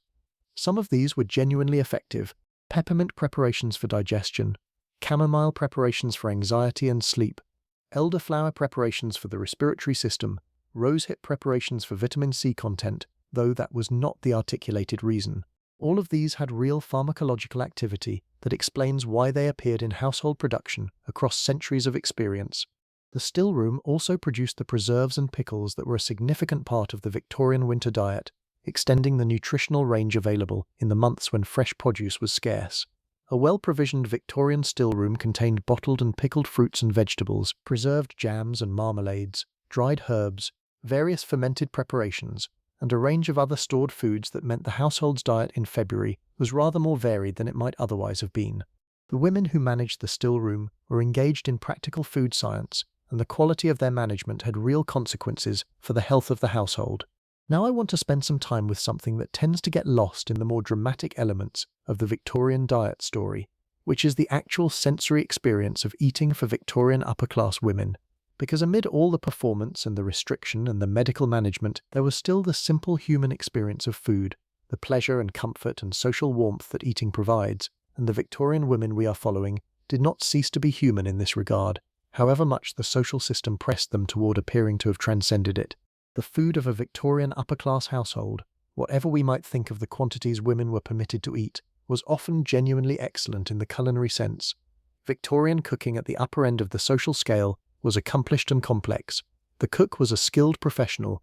The ingredients, when they could be obtained of good quality, were high quality. The range of flavors and techniques was considerable. A Victorian dinner, fully prepared and properly served, would not be embarrassing in any era, and women who were managing their consumption carefully were not indifferent to this food. They tasted it, they discussed it, they had preferences and opinions about it. The social performance of minimal appetite was not the same as having no appetite or no enjoyment. The pleasure was real even when the consumption was constrained. The Victorian food writer Eliza Acton, whose Modern Cookery for Private Families, published in 1845, was considered by many to be the finest cookbook of the era, wrote about food with genuine sensory pleasure. Her descriptions of flavors and textures and the quality of ingredients were those of someone who cared about food, who experienced it with something approaching joy. She wrote for women primarily about the management of the kitchen and the kitchen garden and the preservation of food, and her writing suggests that the relationship of Victorian women to food was considerably more complex and more positive than the social performance at the dinner table would suggest. The private eating life of Victorian women, the bread and butter in the morning room, the well-seasoned soup that the cook made for the household's own dinner, rather than the elaborate preparation for guests, the fruit taken from the garden still warm from the sun, these were experiences of genuine pleasure with food that coexisted alongside the social performance of not needing it. The Victorian tea table was another space of genuine culinary pleasure. The small sandwiches and cakes were often very good, made with care and skill to recipes refined over many years. The cucumber sandwich done properly, with thin bread, fresh butter, cucumber sliced paper thin, a little salt and the crusts removed, is actually a delicious thing, and Victorian women ate it with the appreciation its quality deserved, even if the social form required that appreciation to be expressed as delicate approval rather than enthusiastic hunger. The private letters of Victorian women are full of food, not always in the context of health management, but in the straightforward pleasure-taking way that people write about things they enjoy.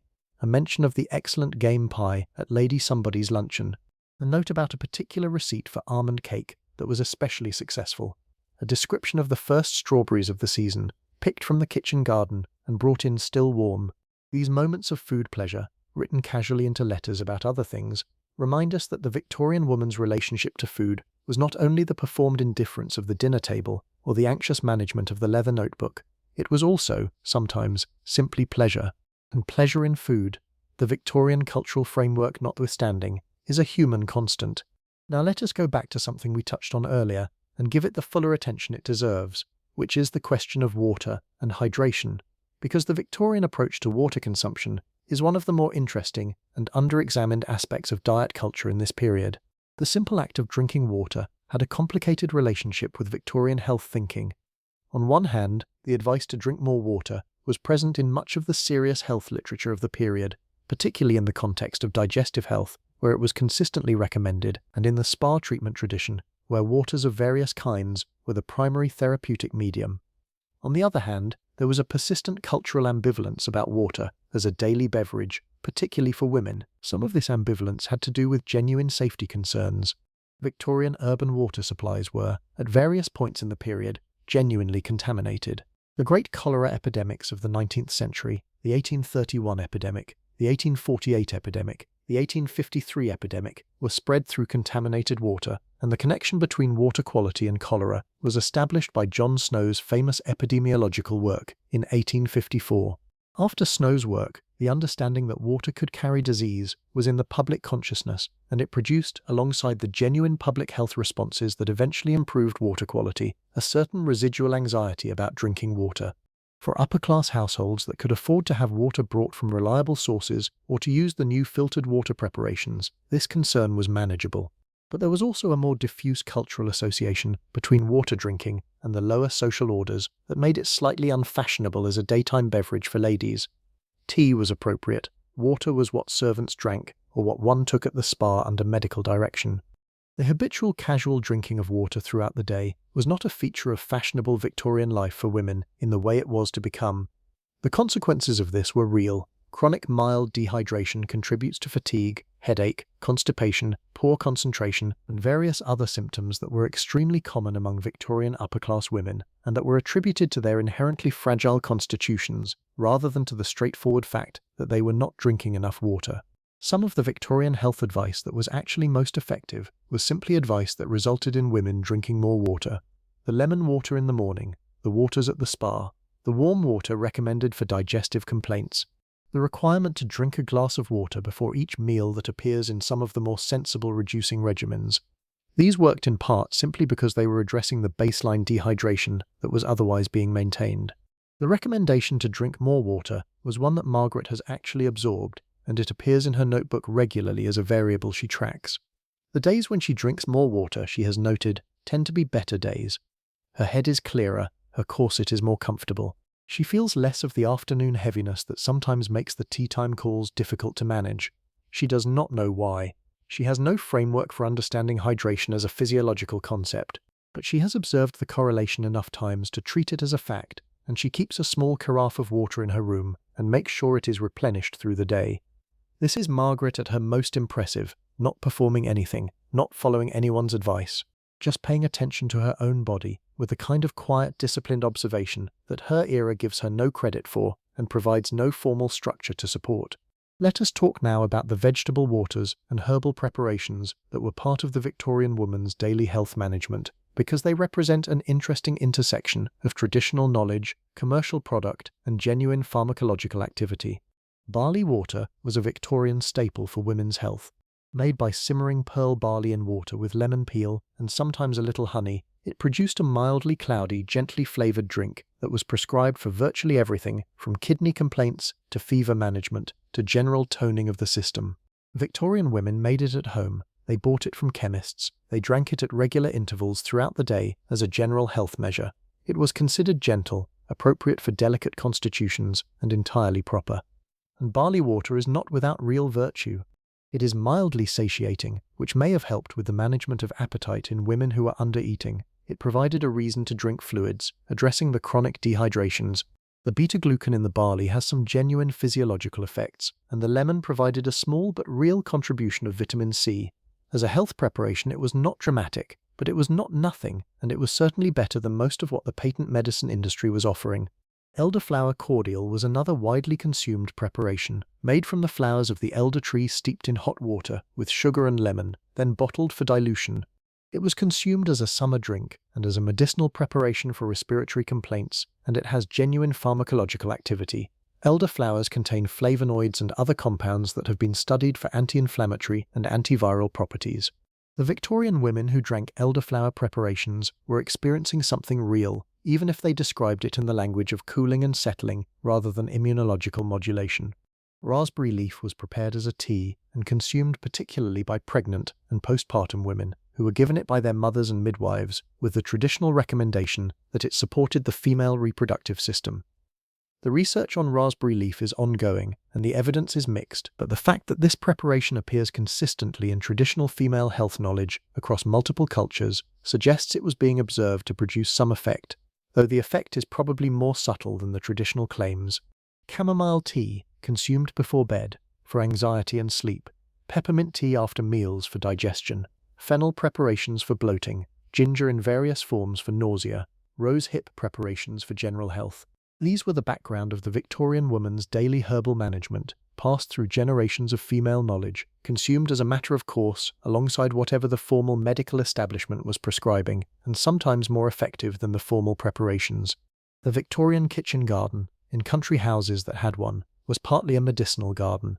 The herbs grown there included many plants whose therapeutic uses were understood by the women who managed the household and the stillroom, and who prepared the daily and weekly supply of preparations from them.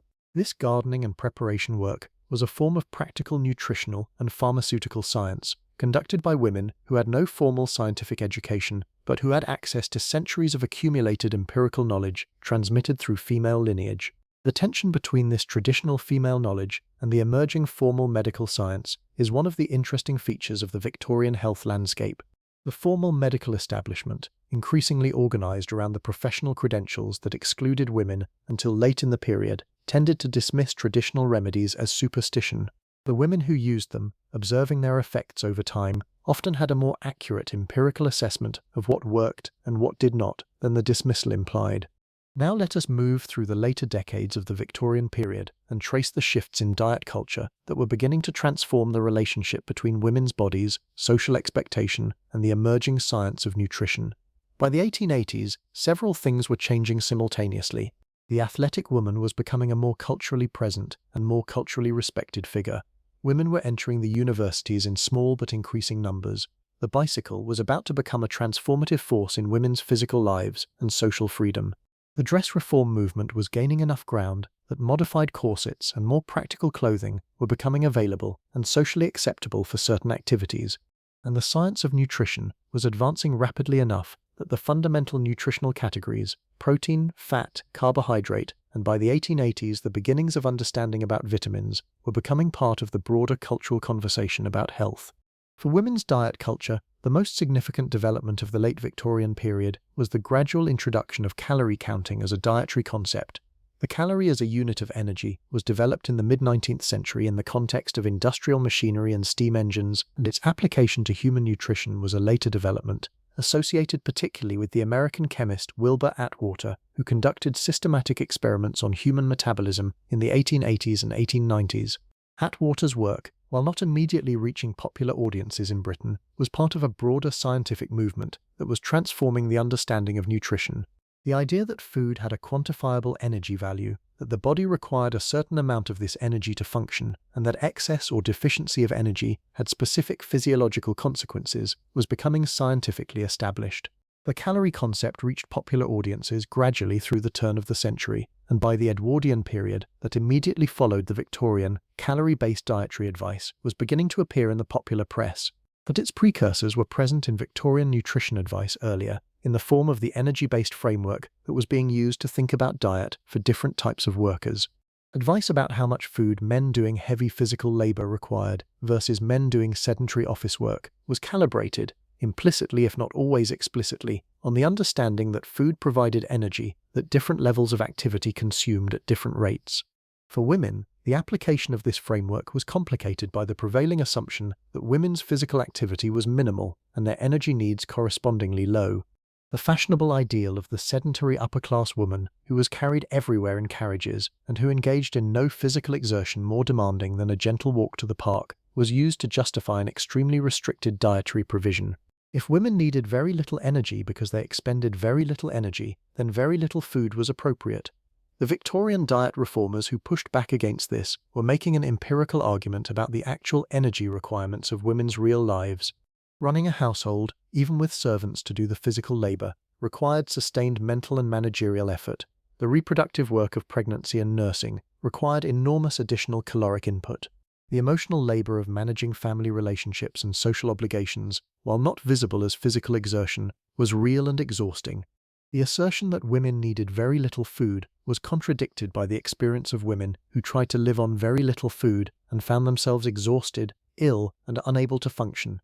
Late Victorian and Edwardian diet reformers began making this argument more explicitly. Women needed adequate nutrition. Women who were anemic and fainting were not displaying feminine delicacy. They were exhibiting the symptoms of being inadequately fed.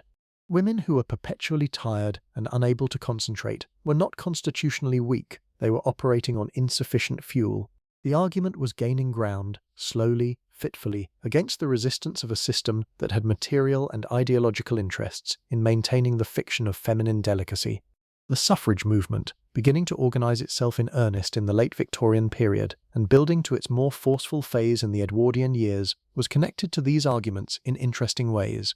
The claim that women deserved political rights was connected to a broader claim that women were not inherently fragile creatures requiring the management and protection of men, that they were capable, rational, physically robust human beings whose health had been damaged not by natural constitutional weakness, but by social conditions that could and should be changed.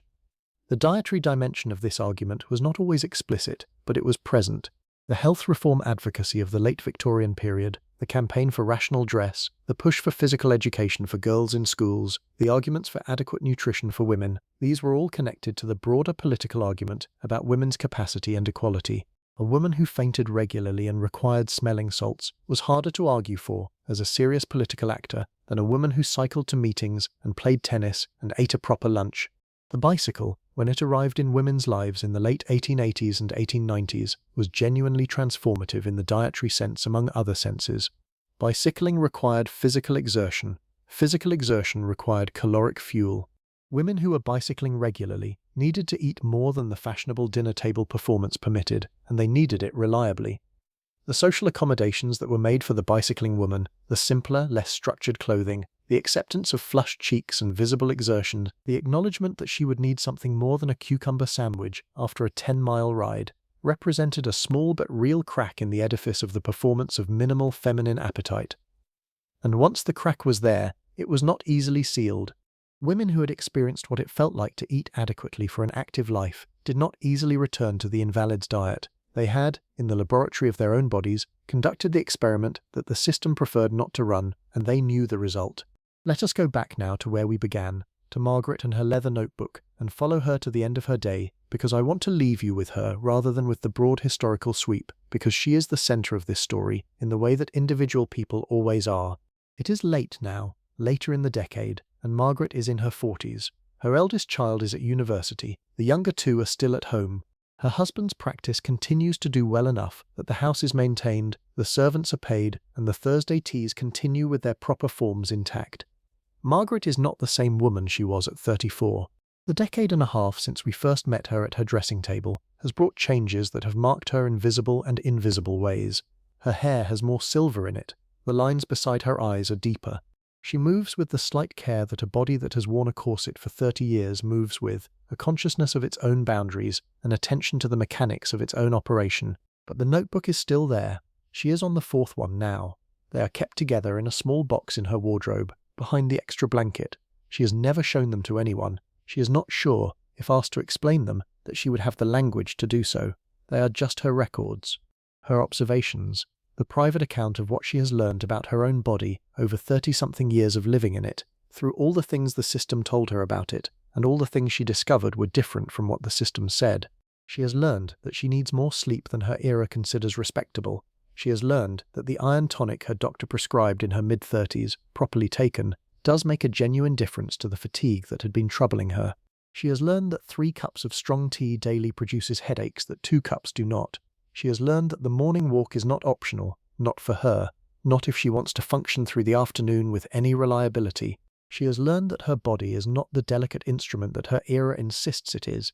It is rather more robust than that, and rather more demanding of genuine care. It requires adequate feeding, not performance of not feeding. It requires adequate water, not performance of delicate thirst. It requires movement, not performance of sedentary refinement. It requires sleep, not performance of indefatigability. These are not revolutionary conclusions. They are, in fact, rather obvious truths about what human bodies need. But in the context of Margaret's world, with its corsets and its calling cards and its Thursday teas and its immaculate management of appearance and appetite, arriving at them has required 30 years of careful private observation and a notebook that no one knows she keeps. She does not know that she is part of a generation of women doing the same thing, each in her own private way, each in her own drawer, each with her own empirical conclusions, that the system does not credit and the medical establishment does not acknowledge.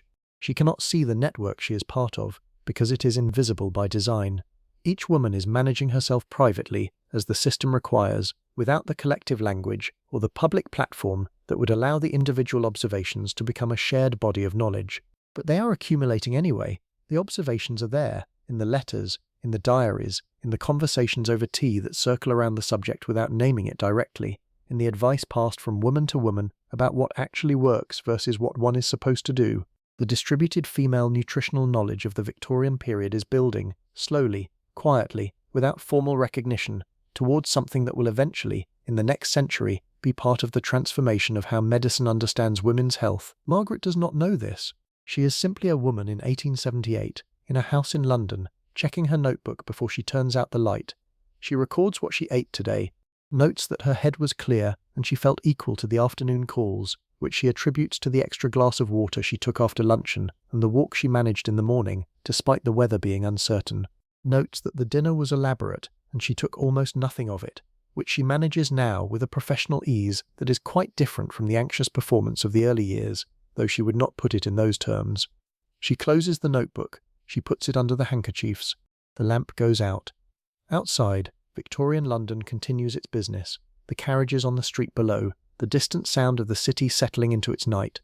In the kitchen, the cook is doing the last of the washing up. The maid has banked the fire in the drawing room and is finishing her own evening in the kitchen. In her room, Margaret, who has managed her body with precision and pragmatism through another day of elaborate social performance, allows herself to finally simply be still.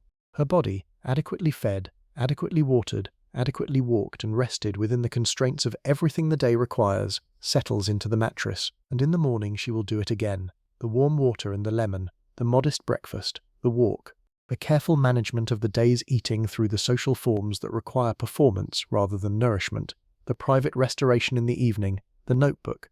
Day after day, year after year, a woman quietly learning her own body in a world that insists it knows that body better than she does, and discovering, one small observation at a time, that it does not. That is, in the end, what Victorian high society diet culture was. It was the official story, the corsets and the fainting, and the invalid's diet, and the patent medicines, and the dangerous preparations, and the elaborate social performances of minimal appetite. And it was the other story, the one running alongside it in leather notebooks, and women's letters, and tea-table conversations, and the quiet daily management of actual bodies by actual women doing their best with inadequate tools and insufficient information. Both stories are true. Both are worth keeping. Now let us spend some time with one more area that deserves its full attention, which is the intersection of Victorian diet culture with the question of class, because everything we have been discussing has been framed around the upper end of the social spectrum, and the full picture requires understanding how different the dietary world was for women of different social positions, and what that difference meant for the broader story. We have touched on this briefly in the mention of working-class women in the context of Victorian servants, and in the contrast between the elaborate production of the upper-class kitchen and the actual consumption of the women who presided over it. But it deserves fuller treatment. The diet of working-class Victorian women was not governed by the ideology of the invalid's diet or by the performance of minimal appetite. It was governed by the economics of poverty, which are their own kind of constraint and produce their own kind of damage, but through very different mechanisms than the ones we have been exploring. A working-class woman in Victorian England, a factory worker, a domestic servant, a seamstress doing piecework in her own rooms, was not worried about whether her waist measurement reflected appropriate femininity. She was worried about whether there was enough bread to feed her children.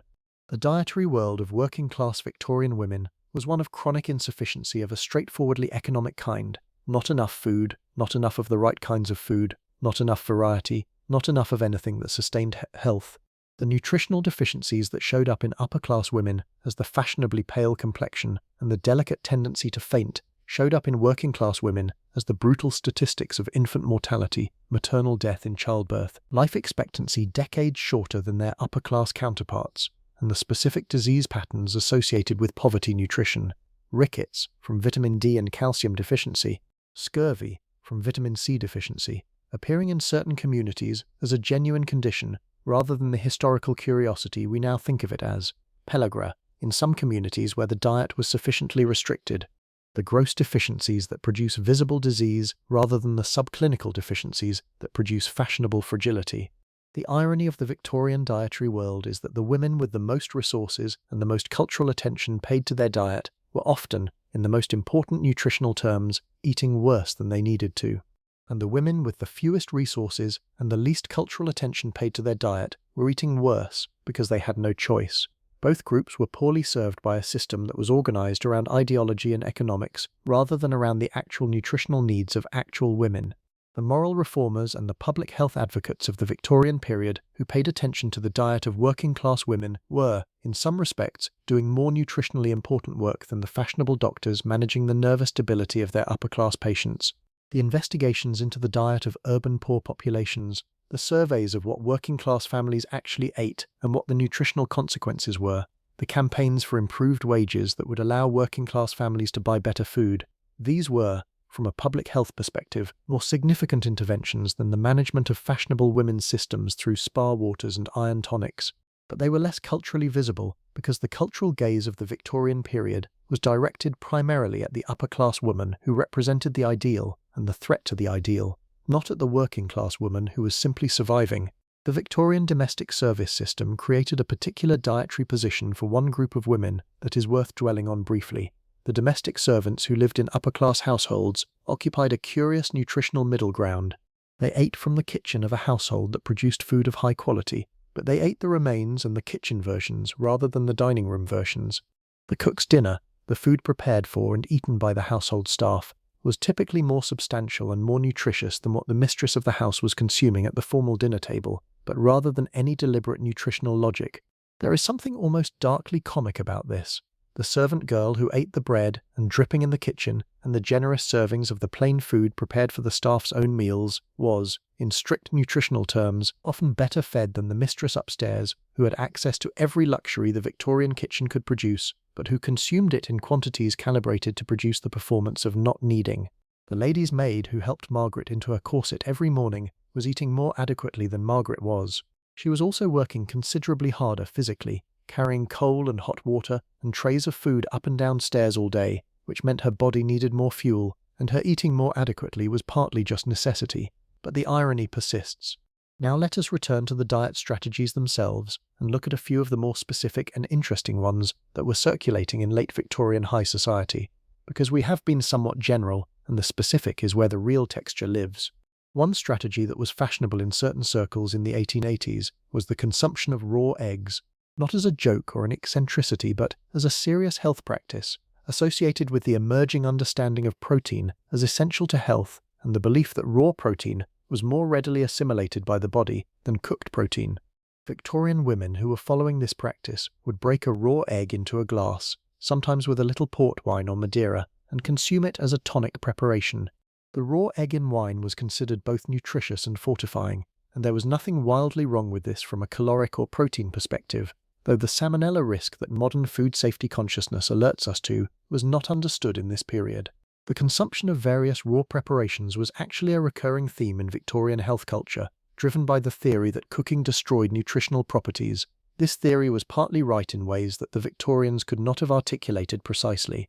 Heat does destroy some vitamins, particularly vitamin C and some B vitamins. The observation that raw foods produced certain health effects that cooked foods did not was empirically real enough to sustain the theory, even though the mechanism was not understood.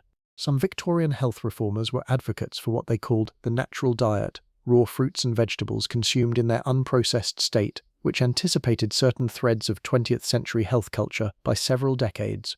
The specific recommendations were sometimes quite sound.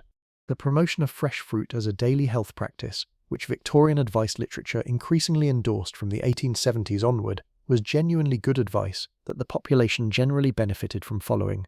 The apple was singled out in Victorian health literature with particular frequency. The idea that an apple a day keeps the doctor away was circulating in the Victorian period in various forms, and it was not without foundation. Apples contain quercetin, which has anti-inflammatory properties. They contain soluble fiber in the form of pectin, which improves digestive function and gut bacterial health. They contain vitamin C, a modest amount but not negligible. They are sweet enough to be genuinely pleasurable to eat, and they were available, in Britain, in considerable variety and considerable quantity through much of the year. The recommendation to eat an apple daily was, in the vocabulary of the era, a piece of traditional wisdom that happened to be correct. The orange was associated with more specifically medicinal properties, and it appears in Victorian advice literature primarily in the context of scurvy prevention and treatment, the connection between citrus fruit and scurvy having been understood at the empirical level since at least the 18th century. Fresh oranges were more expensive and less available than apples, making them a somewhat more elite health practice, but they were present in the diet of upper-class women and recommended by thoughtful medical practitioners. The Victorian diet advice literature is full of recommendations about specific fruits and their specific properties. Grapes were recommended for various conditions associated with particular spa treatments. Strawberries were considered cooling and beneficial in summer. Raspberries were good for fevers. The specific attributions were often wrong in the theoretical terms available, but the underlying empirical observation that a diet including varied fresh fruit was better for health than one without was consistently correct. This is the pattern that runs through the more sensible end of Victorian dietary advice. The theoretical framework is wrong or incomplete or simply not present, but the empirical observation is right, built up through generations of noticing what happens to bodies that eat different things and transmitted through the channels of practical knowledge female and otherwise, that sustained households across centuries. Let us spend some time with the Victorian obsession with the complexion, because it connects the dietary world with the aesthetic and social world in a way that is central to understanding why women were making the dietary choices they were making. The complexion, the clarity and colour of the skin, particularly of the face, was in Victorian social terms a primary indicator of health, class, and moral virtue simultaneously. A clear, smooth, pale complexion with the slight pink of the English rose type suggested good breeding, good health, life lived appropriately indoors, and a constitution that had not been coarsened by exposure or excess. A ruddy complexion suggested outdoor labour, which was lower class. The yellow or sallow complexion suggested liver trouble or unhealthy living. A coarse complexion suggested poor breeding or excessive stimulation. A spotty complexion suggested dietary imbalance or insufficient internal cleanliness. The dietary management of the complexion was therefore simultaneously a health practice and a social practice, aimed at producing the correct visual impression as much as the correct physiological state. Victorian advice on diet for the complexion recommended the avoidance of the specific foods associated with skin problems, rich and fatty foods, highly spiced dishes, excessive sugar, alcohol, and foods that were thought to produce internal heat and thereby express themselves on the skin. It recommended the consumption of foods associated with skin health, fresh vegetables, fruit, water, milk, moderate quantities of plain food. Some of this advice was actually quite good. Excessive sugar and refined carbohydrates do have effects on skin health that research continues to illuminate. Adequate hydration genuinely does affect skin appearance. Certain vitamins, particularly vitamin A and vitamin C, have well-established roles in skin health. The Victorian recommendation to eat plenty of fresh fruit and vegetables for the sake of the complexion was directing women toward genuinely nutritious food through a motivation the Victorian social system could accept, which was the social importance of appearing correctly even if the underlying nutritional argument was not articulated. The complexion concern also drove some of the more alarming dietary practices.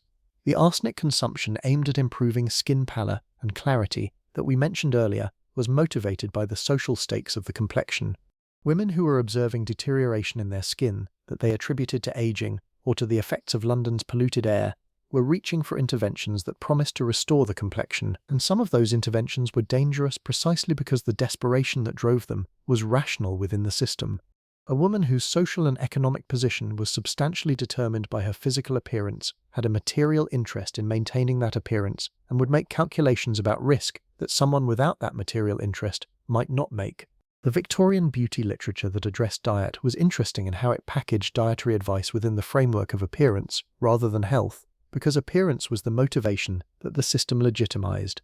Eating well for your health was slightly too self-interested, too prioritizing of the body's own needs, too indulgent, but eating well for your complexion was eating for the social impression you made on others, which was the legitimate and required concern of a Victorian lady. The frame mattered even when the underlying advice was the same, and this is one of the more subtle features of the Victorian dietary system that tends to get missed when we tell the history simply as oppression. The system was not only externally imposed constraint, it was a complex of motivational structures that shaped how women could justify to themselves and to others the decisions they made about their own health. To eat more because you needed adequate nutrition was difficult to authorize within the system. To eat strategically for the sake of your appearance was legitimate. To take a tonic because you wanted to feel better was slightly self-indulgent. To take a tonic because your doctor prescribed it for a specific condition was medically appropriate.